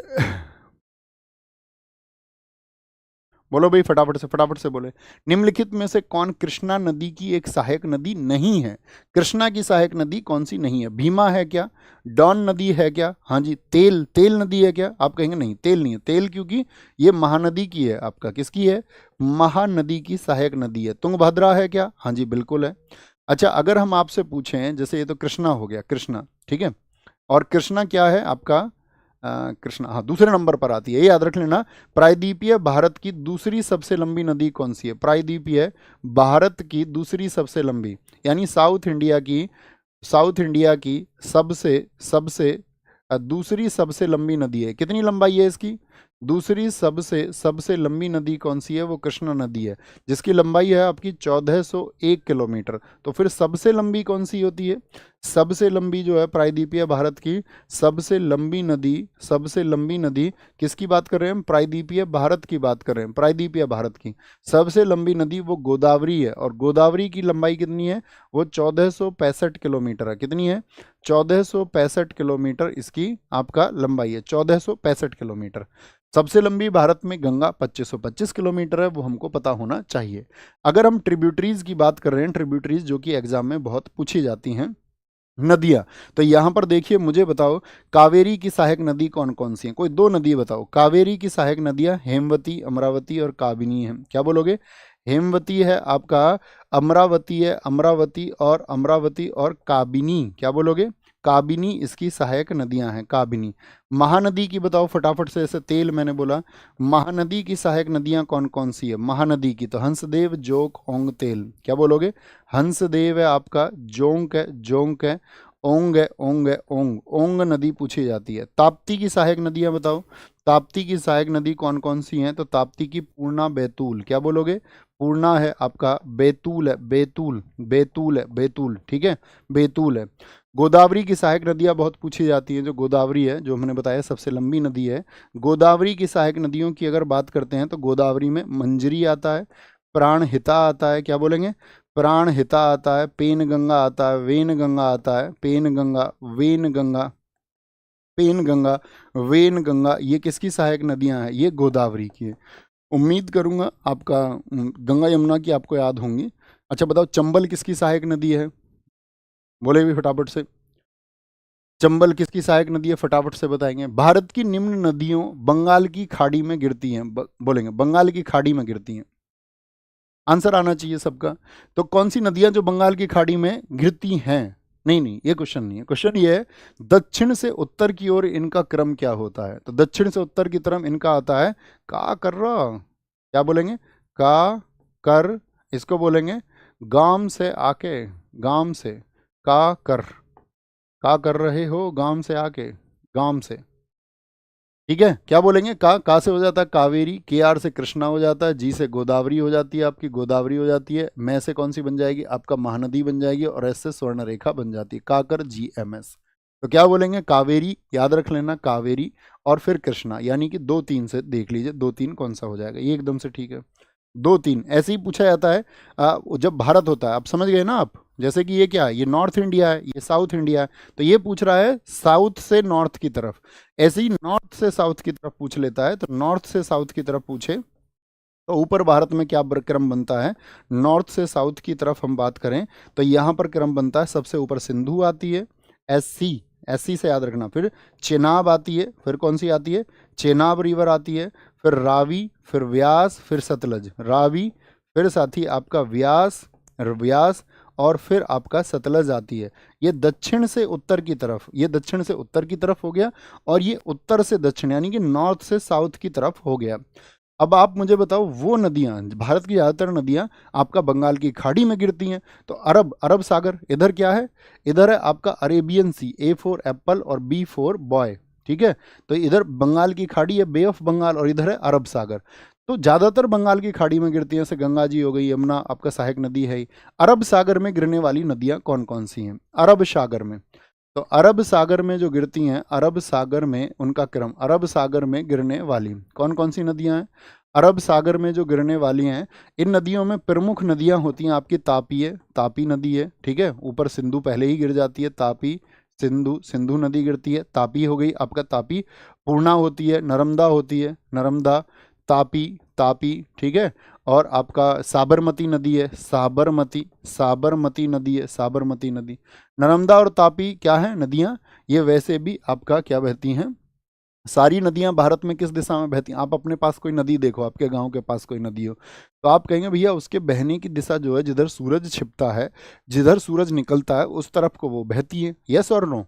अरे सोच के सोचो, अपने पास गांव के पास कोई बड़ी नदी सोचो, वो किधर बह रही होगी?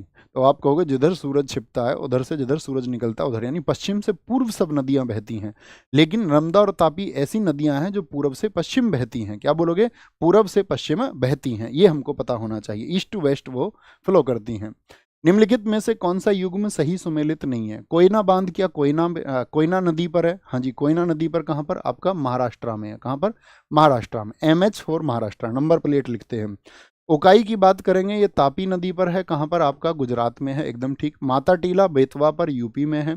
और मेटूर बांध की बात करें तो वो कंसावती पर नहीं है, कावेरी पर है, कहाँ पर है?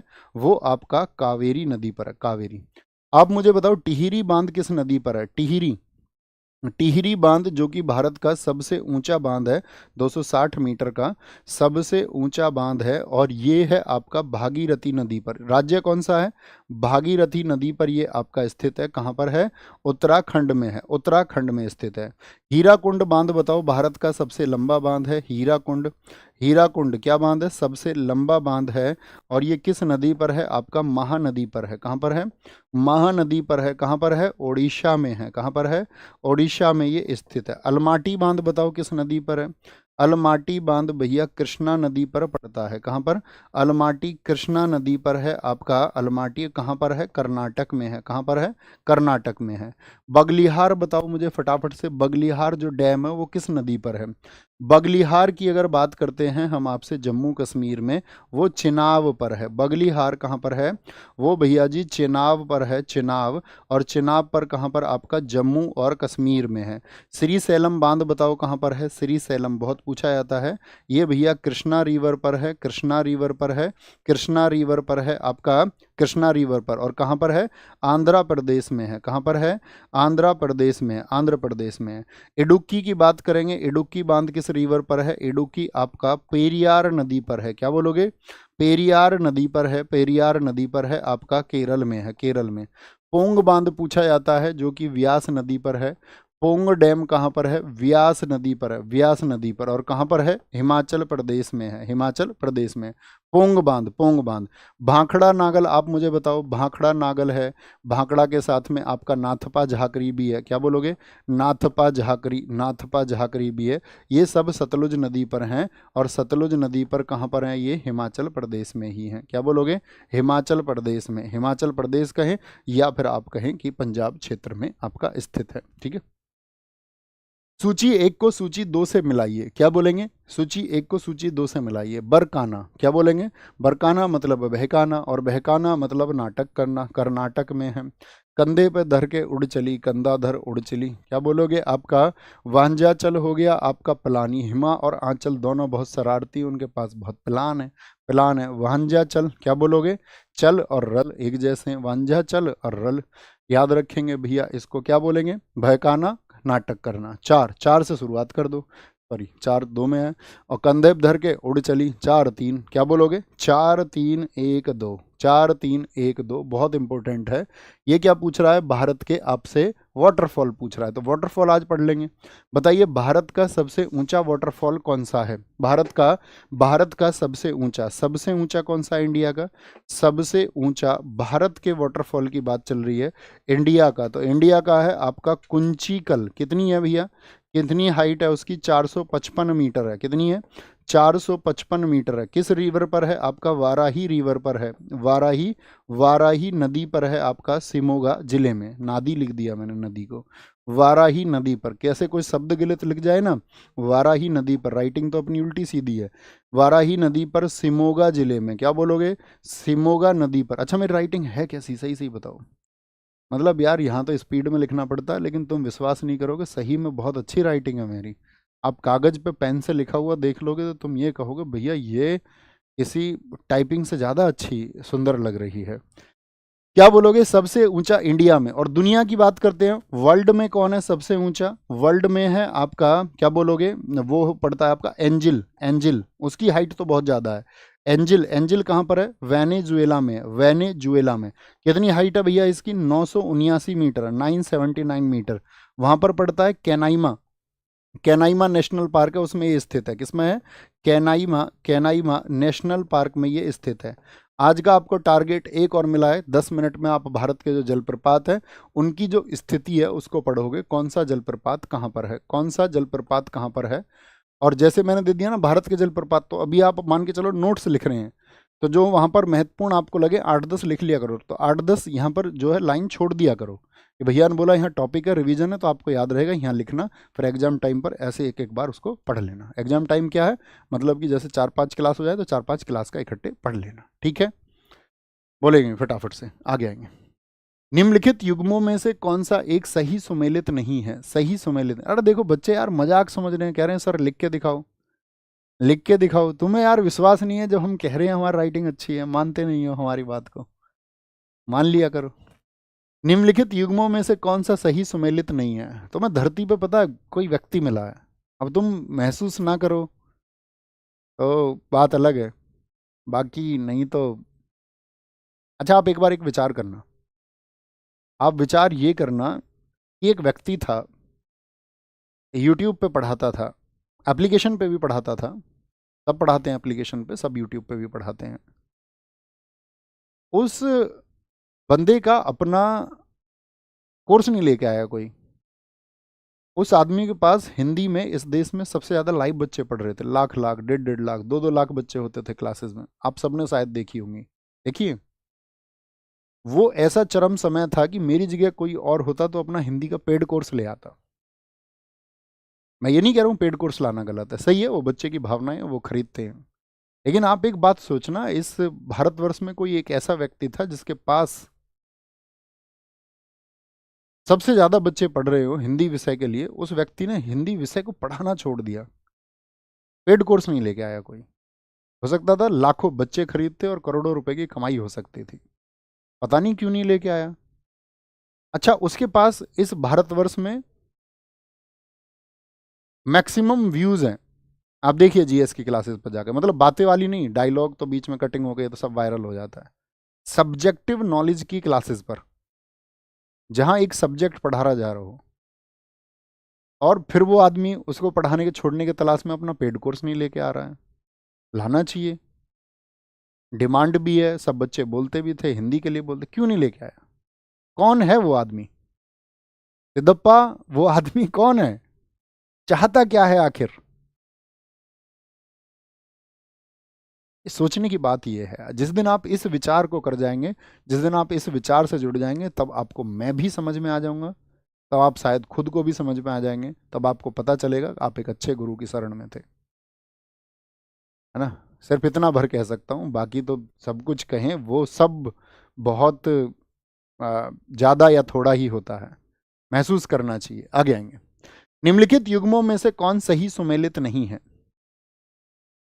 सही सुमेलित नहीं है, बताएंगे फटाफट से। सब कश्तियां जला के चले साहिल से हम, सब कश्तियां जला के चले साहिल से हम, सब कश्तियां जला के चले साहिल से हम, अब तुमसे क्या बताएं कि उस पार कौन है? अब तुमसे क्या बताएं कि उस पार कौन है, और ये जो फैसला तो वक्त भी शायद ना कर सके, और ये फैसला तो शायद वक्त भी ना कर सके, और ये फैसला तो वक्त भी शायद ना कर सके कि सच कौन बोलता है और अदाकार कौन है। इतना सा फर्क अगर दुनिया में तुम कर जाओगे तो तुम पार हो। आएंगे, बोलेंगे।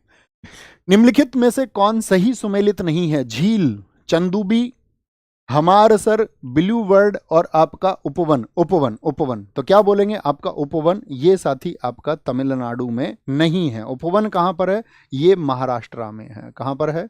महाराष्ट्र में। महाराष्ट्र में कुछ क्वेश्चन पूछेंगे आपसे, मुझे बताओ खारे पानी की सबसे बड़ी झील कौन सी है? खारे पानी की सबसे बड़ी झील कौन सी है? फटाफट से बताएंगे। खारे पानी की सबसे बड़ी झील भारत में, खारे पानी की, खारे पानी की सबसे बड़ी झील, खारे पानी की सबसे सबसे बड़ी झील कौन सी है? खारे पानी की सबसे बड़ी झील वो कौन सी है? आपका चिल्का झील है। क्या बोलोगे? चिल्का, चिल्का झील है। चिल्का झील कहाँ पर है? चिल्का झील आपका ये उड़ीसा में है। किस पक्षी के लिए जानी जाती है? राजहंस पक्षी के लिए जानी जाती है। किसके लिए? राजहंस पक्षी के लिए। राजहंस पक्षी के लिए ये जानी जाती है। दूसरी सबसे बड़ी बताओ, सेकंड कौन सी है? ये तो फर्स्ट है सबसे बड़ी। सेकंड पर जो आती है, सेकंड पर आती है आपका पोलिकट। पोलिकट कहाँ पर है? तमिलनाडु और आंध्र प्रदेश पर है। कहाँ पर है?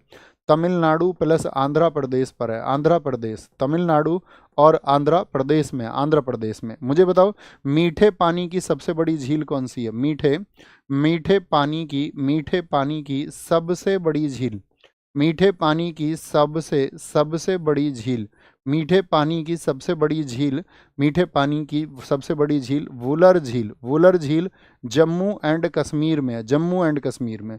दुनिया की सबसे गहरी झील बताओ कौन सी है? दुनिया की सबसे गहरी झील कौन सी है? दुनिया की सबसे गहरी गहरी झील कौन सी है? सबसे गहरी झील वो है बैकाल झील। कहाँ की है? किस देश में है बैकाल झील? बैकाल झील ये आपका रूस में है। कहाँ पर है? रूस में है। भारत की सबसे लंबी झील बताओ कौन सी है? भारत की सबसे सबसे लंबी झील कौन सी है? तो लॉन्गेस्ट लेक ऑफ इंडिया वो है बेम्बांद। कितनी लंबाई है? 97 किलोमीटर। बेम्बांद झील है। कौन सी है? बेम्बांद झील। कहाँ पर पड़ती है बेम्बांद झील? केरल में है। क्या बोलो? बोलोगे? केरल में। मुझे बताओ अंशुपा झील कहाँ पर स्थित है भारत में? अंशुपा, अंशुपा जो लेक है, अंशुपा जो झील है, ये ओडिशा में स्थित है। क्या बोलोगे? ओडिशा में स्थित है, ओडिशा में, ठीक है। एशिया की सबसे बड़ी आपका कृत्रिम झील बताओ कौन सी है? एशिया की सबसे बड़ी कृत्रिम झील कौन सी है? आर्टिफिशियल लेक, एशिया की सबसे बड़ी कृत्रिम झील कौन सी है? सबसे बड़ी कृत्रिम झील। कोई शब्द अगर साफ नहीं दिखा करे तो एडजस्ट कर लेना, ठीक है, क्योंकि नहीं तो घंटों लग जाएंगे। सजा के लिखेंगे। तो भोजताल है, कौन सी है? भोजताल। भोजताल किस राज्य में, ये आपको बताना है। भोजताल है भैया एमपी में, सुन लिया करो, ठीक है। अंचार, अंचार कहाँ पर है आपका? ये जम्मू एंड कश्मीर में है, जम्मू एंड कश्मीर में है। अष्टमुडी की बात करें, अष्टमुडी कहाँ पर है? अष्टमुडी ये आपका साथी केरल में है। कहाँ पर है? अष्टमुडी ये केरल में है। कहाँ पर? केरल में। लोकटक कहाँ पर है आपका, बताओगे? लोकटक ये साथी आपका मणिपुर में है। क्या बोलेंगे? मणिपुर में है। लोनार कहाँ पर है? लोनार जो एक क्षुद्र ग्रह के टकराने से बनी थी, महाराष्ट्र में है। नक्की झील बताओ कहाँ पर है? नक्की झील, तो नक्की है आपका राजस्थान में। क्या बोलोगे? राजस्थान में। हुसैन सागर बताओ कहाँ पर है? हुसैन सागर झील, हुसैन सागर झील। एक बार झीलों के बारे में आज पढ़ना। क्या बोलोगे? तेलंगाना में है। कहाँ पर है? तेलंगाना में है। मानस बताओ, मानस कहाँ पर है? जम्मू एंड कश्मीर में है। कहाँ पर है? जम्मू एंड कश्मीर में है, जम्मू एंड कश्मीर में है। भारत की सकल घरेलू उत्पाद जीडीपी में सर्वाधिक योगदान देने वाला क्षेत्र कौन सा है? बोलेंगे, ऊपर दिखाओ।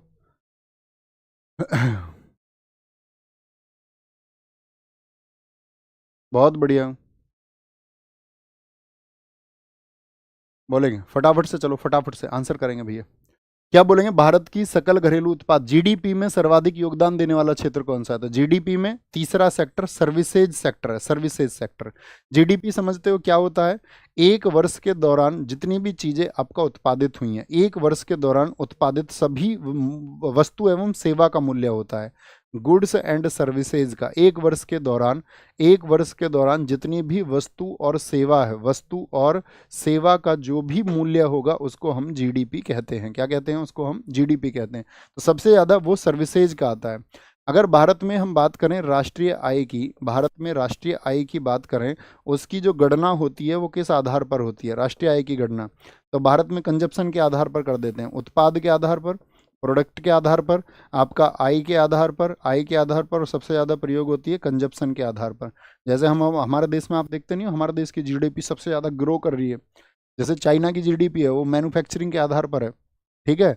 और यूएसए की जो जीडीपी है वो वहाँ पर आपका सर्विसेज के आधार पर है। हमारे देश की जीडीपी उपभोग के आधार पर भी है।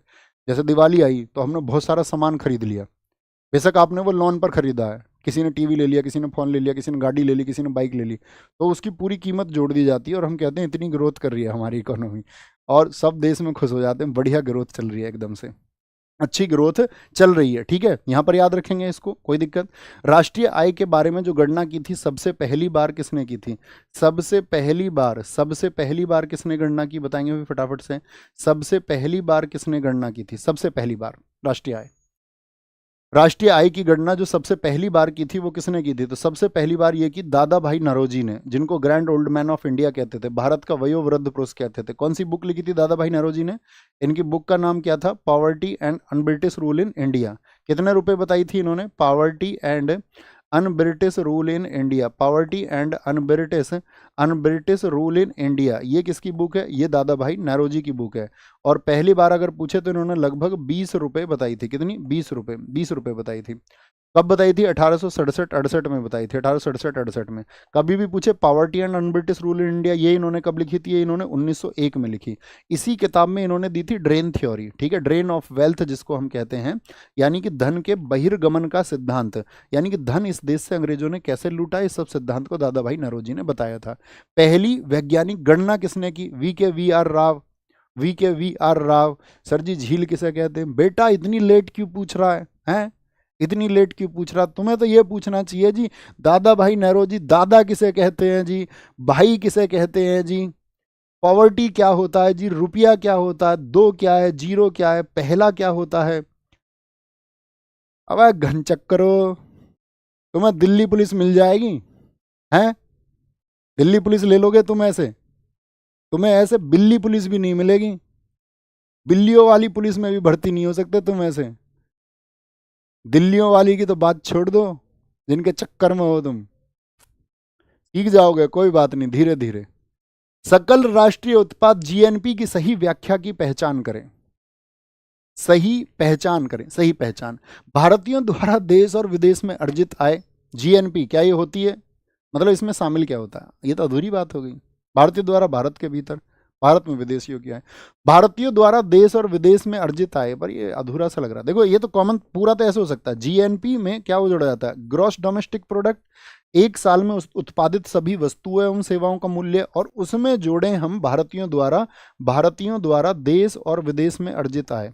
देश और विदेश में जो अर्जित आय है इसको जोड़ा जाता है। देश और विदेश में जो अर्जित आय होती है किसके द्वारा?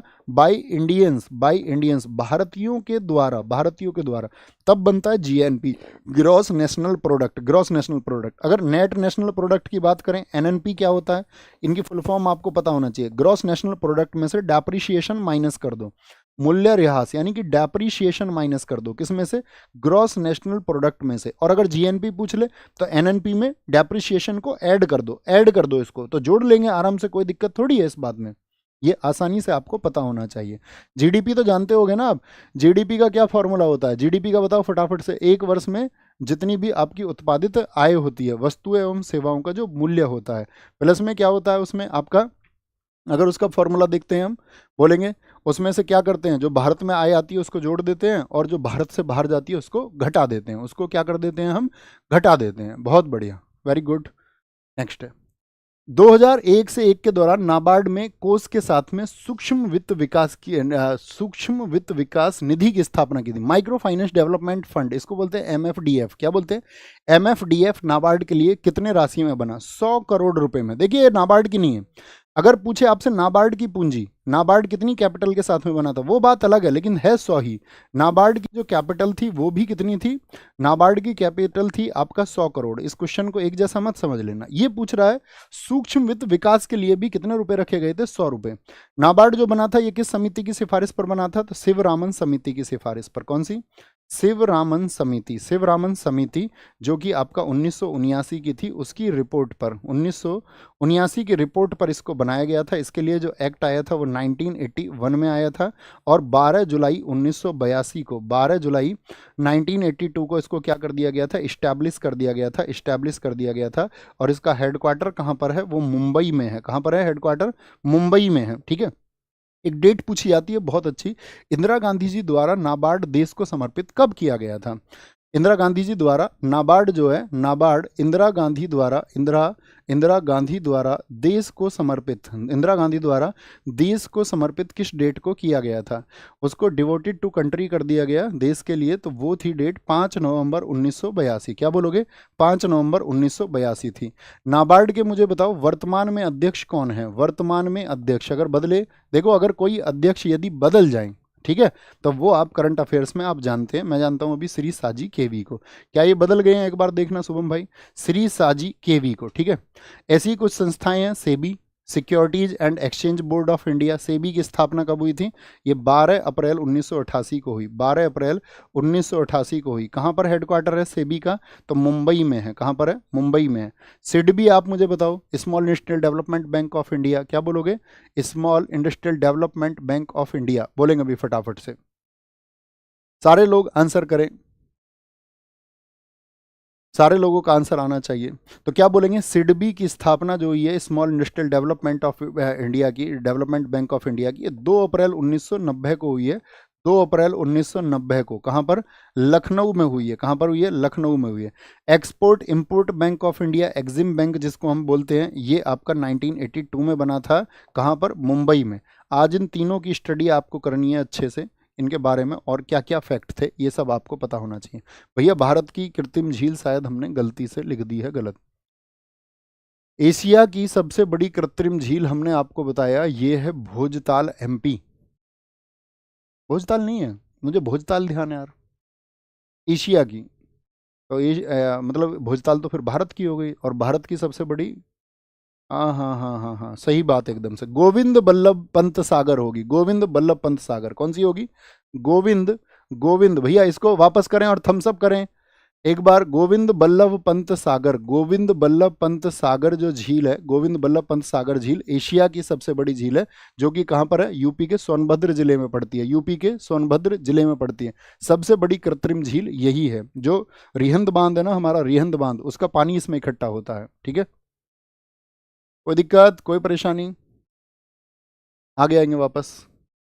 माइक्रो फाइनेंसिंग जो साथी आपको, माइक्रो फाइनेंसिंग ये एक ही वर्ड है, गलत लिख गया थोड़ा, माइक्रो फाइनेंसिंग, फाइनेंसिंग शब्द का पहली बार 1970 के दशक में बांग्लादेश के ग्रामीण बैंक के विकास के दौरान किया गया, जिसकी स्थापना किसके द्वारा की गई थी? तो ग्रामीण बैंक की स्थापना हुई मोहम्मद यूनुस के द्वारा।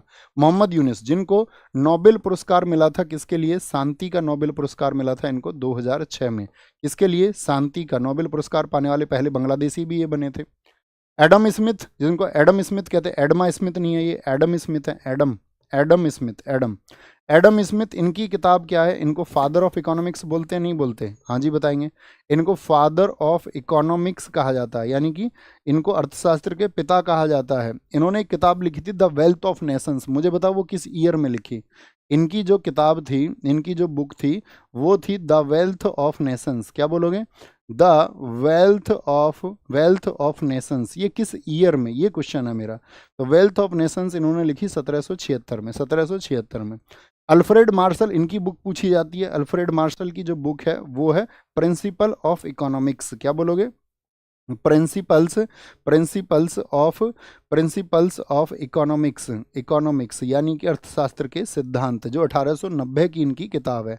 और याद रख लेना, जो आपूर्ति और मांग का, यानी कि आपका सप्लाई और आपूर्ति और मांग का जो सिद्धांत दिया, डिमांड एंड सप्लाई का, आपूर्ति और मांग का सिद्धांत, वो किसने दिया था? वो अल्फ्रेड मार्शल ने ही दिया था, अल्फ्रेड मार्शल ने ही दिया था।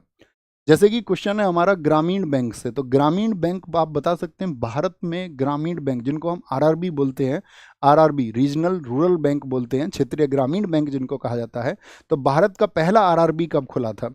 अगर हम ग्रामीण बैंकों की बात करते हैं यहाँ पर, ग्रामीण बैंक, तो पहला जो ग्रामीण बैंक खुला था हमारा, पहला पहला भारतीय आरआरबी कब खुला था? पहला भारतीय ग्रामीण बैंक, पहला ग्रामीण बैंक जो हमारा खुला था, पहला भारतीय ग्रामीण बैंक, वो खुला था आपका 2 अक्टूबर 1975 को। कहाँ पर खुला था? वो मुरादाबाद में खुला था, और इसका नाम था प्रथमा बैंक। क्या नाम था?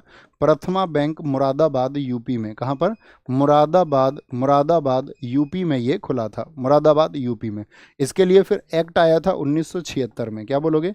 1976 में। अच्छा, इसमें संगठन क्या होता है? क्या आप बता सकते हैं जो ग्रामीण बैंक खुलता है उसमें केंद्रीय बैंक की जो साझेदारी होती है वो कितने प्रतिशत होती है? ये आपसे मेरा क्वेश्चन है।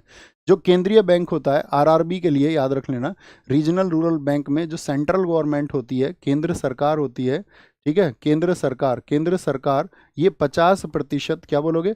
50, सॉरी क्या बोलोगे? केंद्र सरकार जो होती है ये आपका 50% हिस्सा रखती है, 50%। अगर राज्य सरकार, जो स्टेट गवर्नमेंट होती है, उसकी हिस्सेदारी इसमें आपका, सॉरी, 15% होती है। कितनी होती है? 15% होती है, 15% इसमें होती है। और जो प्रायोजित बैंक होता है, स्पॉन्सर्ड बैंक होता है, उसकी हिस्सेदारी जो होती है इसमें प्रायोजित बैंक की, वो 35% होती है। कितनी होती है? 35% इसमें प्रायोजित बैंक की हिस्सेदारी होती है। ये ग्रामीण क्षेत्रों में आपका बैंकिंग सिस्टम को मजबूत करने के लिए बनाए जाते हैं। निम्नलिखित में से कौन सी एक वेक्टर मात्रा है? वेक्टर की अगर हम बात करते हैं, वेक्टर का मतलब होता है सदिश, जिसमें क्या चाहिए? आपका डायरेक्शन चाहिए, दिशा चाहिए, ठीक है। क्या होता है इसमें? आपका दिशा के साथ साथ में परिमाण भी होता है, वेक्टर। तो सदिश कौन सी है इसमें? वह वर्ड को याद रखते हैं हम, वेलोसिटी, ठीक है। वेग हो गया, जैसे वैसे विस्थापन हो गया, यानी कि डिस्प्लेसमेंट हो गया, डिस्प्लेसमेंट हो गया आपका, डिस्प्लेसमेंट हो गया। त्वरण, वैसे याद रखना, क्या हो गया? एक्सेलरेशन हो गया आपका। जैसे कि बल हो गया, बल हो गया आपका, भार हो गया, भार, ठीक है, वेट हो गया। आवेग, इम्पल्स होता है, आवेग होता है, आवेग आपका। मोमेंटम अर्थात संवेग होता है। विद्युत धारा के प्रवाह की दिशा होती है विद्युत, ठीक है। तो ये क्या होती हैं? ये आपका सदिश होती हैं। अदिश में, अदिश के कोई दो उदाहरण बताओ, अदिश के कोई दो उदाहरण बताओ। स्केलर, जो आपका स्केलर जो क्वांटिटी होती हैं, उनके अगर उदाहरण की बात करें तो उसमें आते हैं आपका समय, समय आप दिशा में बता सकते हो, 9 बज रहे हैं उत्तर दिशा में, नहीं भैया। क्षेत्रफल, आयतन, आयतन हो गया, वॉल्यूम हो गया, एरिया हो गया, टाइम हो गया, टाइम हो गया, डिस्टेंस हो गई, ठीक है। स्पीड हो गई, स्पीड हो गई, कार्य हो गया, ठीक है, वर्क डन हो गया, वर्क डन हो गया। ये सब कैसी राशियाँ होती हैं? ये सब अदिश राशियाँ होती हैं। क्या होती हैं? अदिश राशियाँ होती हैं, अदिश राशियाँ होती हैं। बोलेंगे जी, ऊपर दिखाएं क्या कह रहे हैं सर जी। एग्जाम में याद किए फैक्ट्स मिक्स हो जाए तो तुरंत कैसे वेरीफाई करें? कोई तरीका नहीं होता। देखिए दोस्त, बहुत सारे तरीके आएंगे, मैं हमेशा बचता हूँ। एक तो आपका बहुत सारे तुक्के लगाने के तरीके बताए जाते हैं, ये तुक्का लगाओ इस तरीके से, तरीका, ऐसा कोई तरीका एग्जाम में नहीं होता। एग्जामिनर बैठता है जब एग्जाम बनाने के लिए, तो वो ये नहीं सोचता कि उस टाइम क्वेश्चन बनाते टाइम कि बच्चा इसको तुक्के के द्वारा कैसे हल करेगा। अगर एग्जामिनर ये सोच के बैठे कि बच्चा इनमें तुक्का कैसे लगाएगा, अगर वो तुक्का पेपर बना रहा होता कि देखते हैं बच्चे कितना सही तुक्का लगा पाते हैं, इस तरह के माइंडसेट से पेपर नहीं बनता है। तो ये सब तरीके हो सकता है किसी एक क्वेश्चन में आप अप्लाई कर दें दुनिया भर की बहुत सारी ट्रिक्स सीख करके, और हो सकता है किसी में नहीं अप्लाई हो। तो मैं ये कहूँगा ऐसे प्रश्नों को आप छोड़ना ज़्यादा बेहतर रहेगा, क्योंकि 100 आउट ऑफ 100 मेरिट नहीं जाएगी। कुछ क्वेश्चन आपसे छूट ही जाएंगे, आप बहुत भी पढ़ लेंगे तब भी आपको नए प्रश्न एग्जाम में मिलेंगे। तो उसके लिए मेंटली प्रिपेयर होना पड़ता है कि हाँ यार, लगभग 10-20 प्रश्न तो ऐसे रहेंगे जिनको मैं कर ही नहीं सकता परीक्षा में, टच ही नहीं कर सकता। ठीक है, जहाँ आपको लगे कि यार नहीं नहीं ये मुझे लग रहा है यही चांस है, तो ऐसे कुछ क्वेश्चन हम अटैम्प्ट कर सकते हैं, कुछ क्वेश्चन। ठीक है, जब नेगेटिव मार्किंग एग्जाम में हो तो कुछ पे ही करना चाहिए, सबको करोगे तो नुकसान आएगा। ठीक है, आगे आएगा। किस ब्रिटिश भौतिक वैज्ञानिक को, समझ पा रहे हो मेरी बात? इनसे बचना है सब चीज़ों से, तुक्के से कैसे लगाएं, ये ना हो तो वन लाइनर को ऐसे कर दें वैसे कर दें। मेरा तो ये मानना है, बाकी आपको लगे किसी का सुझाव सही है तो आप अपना सकते हैं, कोई दिक्कत नहीं है। ठीक है, किस ब्रिटिश भौतिक वैज्ञानिक को इलेक्ट्रॉनों की खोज से संबंधित उनके कार्य के लिए 1906 में भौतिकी से नोबेल पुरस्कार से सम्मानित किया गया था? तो भौतिकी के लिए किसको मिला था? आपका ये मिला था जे जे थॉमसन को। क्योंकि जे जे थॉमसन ने किसकी खोज की थी? इलेक्ट्रॉन की खोज की थी। किसकी? इलेक्ट्रॉन की खोज कब की थी बताओ? इलेक्ट्रॉन की खोज, ईंट पर नाच जानते हो, ईंट, ईंट ई से इलेक्ट्रॉन और थॉमसन टे से थॉमसन। तो इन्होंने जो खोज की थी वो की थी 1897 में, 1897 में, जिसके लिए क्या मिला इनको? 1906 में क्या मिला? 1906 में आपका नोबेल पुरस्कार मिला था। जैसे रदरफोर्ड है, रदरफोर्ड ने किसकी खोज की थी बताओ जरा फटाफट से? रदरफोर्ड ने प्रोटॉन की खोज की थी। रदरफोर्ड ने किसकी खोज की थी? प्रोटॉन की खोज की थी, प्रोटॉन की। ठीक है, प्रोटॉन की खोज की, प्रोटॉन की खोज की थी। और जो प्रोटॉन की खोज हुई थी आपका, वो कब हुई थी? 1917 में, 1917 में खोज हुई थी, 1917 में। ठीक है, और आपका ईंट पर नाच। न्यूट्रॉन की खोज कब हुई थी बताएंगे? न्यूट्रॉन की खोज किसने की थी? न्यूट्रॉन की खोज की थी चैडविक ने। किसने? चैडविक ने की थी। और न्यूट्रॉन की जो खोज हुई थी चैडविक के द्वारा वो हुई थी 1932 में। इसको तब आपका जाकर के नोबेल मिला था 1932-33 में। ठीक है, 1932-33 वाले सन में। आगे आएंगे, कॉलम ए और बी के निम्नलिखित में से कौन सा सही सही मेल है बताएंगे जी? सही मैच कौन सा? प्रोड्यूसर कौन है? प्रोड्यूसर हरे पौधे होंगे, जनरल सी बात है, हरे पौधे होंगे। जो प्राइमरी कंज्यूम करेगा हरे पौधों को, गाजर वगैरह, कौन खा जाता है? खरगोश खा जाता है। द्वितीयक उपभोक्ता खरगोश को कौन खा जाती है? लोमड़ी खा जाती है। डीकम्पोजर कौन है आपका प्रकृति में? जीवाणु और आपका कवक है। तो क्या बन जाएगा? B A D C, B A D C, B A D C, B A D C. Option option D एकदम से सही हो जाएगा। भाई फूड चेन में क्या होता है? फूड चेन में आप ये देखिए, फूड चेन में जैसे कि मक्का हो गया, कॉर्न हो गया, कोई अनाज हो गया, मक्का को कौन खा जाएगा आपका? इसको चूहा खा जाएगा। चूहे को कौन खा जाएगा? उल्लू खा जाएगा आपका। स्नेक खा जाएगा, यानी कि सांप खा जाएगा, सांप खा जाएगा। बन गई फूड चेन। जैसे कि मैं बोलूँ कैरेट है, कैरेट है, कैरेट को कौन खाता है आपका? अभी बताया हमने, रैबिट खा जाता है। खरगोश खा जाएगा। रैबिट को कौन खा जाएगा? फॉक्स खा जाएगा। लोमड़ी खा जाएगा। लोमड़ी को कौन खा जाएगा? लॉयन खा जाएगा। बन गई फूड चेन, वो बन गई फूड चेन। आपका जैसे घास है, घास है, घास का आपका, घास को कौन खा जाता है? टिड्डा खा जाता है। ग्रास होपर खा जाता है, ग्रास होपर खा जाएगा। ग्रास होपर को कौन खा जाएगा आपका? मेंढका खा जाएगा, यानी कि मेंढक खा जाएगा।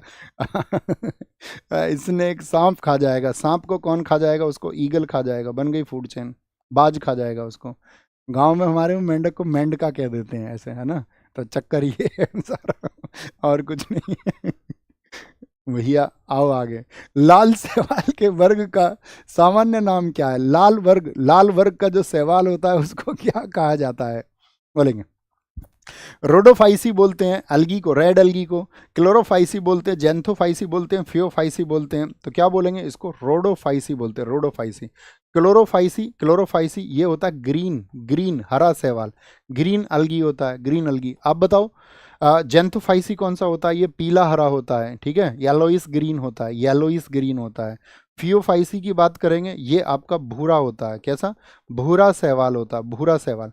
और जो शैवाल का अध्ययन हम करते हैं वो किस में होता है, शैवाल का अध्ययन, स्टडी ऑफ एल्गी, शैवाल का जो अध्ययन होता है, स्टडी ऑफ एल्गी जो होता है, शैवाल का जो अध्ययन होता है वो होता है साथी आपका फाइकोलॉजी में, किसमें, फाइकोलॉजी में इसका अध्ययन किया जाता है। अंतरिक्ष शैवाल को, जो आपका स्पेस एल्गी होता है, उसको क्या बोलते हैं, अंतरिक्ष शैवाल, स्पेस एल्गी को क्या कहा जाता है, स्पेस एल्गी को क्या कहा जाता है, तो इसको कहा जाता है क्लोरेला। क्या कहा जाता है, क्लोरेला कहा जाता है, क्लोरेला। भारतीय शैवाल विज्ञान के जनक कौन है, बताओ जरा।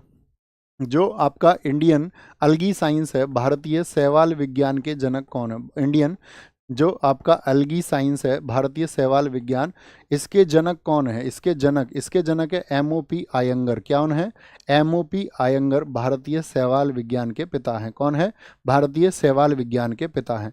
शैवाल में जो प्रकाश संश्लेषण होता है, एल्गी में जो फोटोसिंथेसिस होता है, जो प्रकाश संश्लेषण होता है, वो किस माध्यम से होता है, प्रकाश संश्लेषण।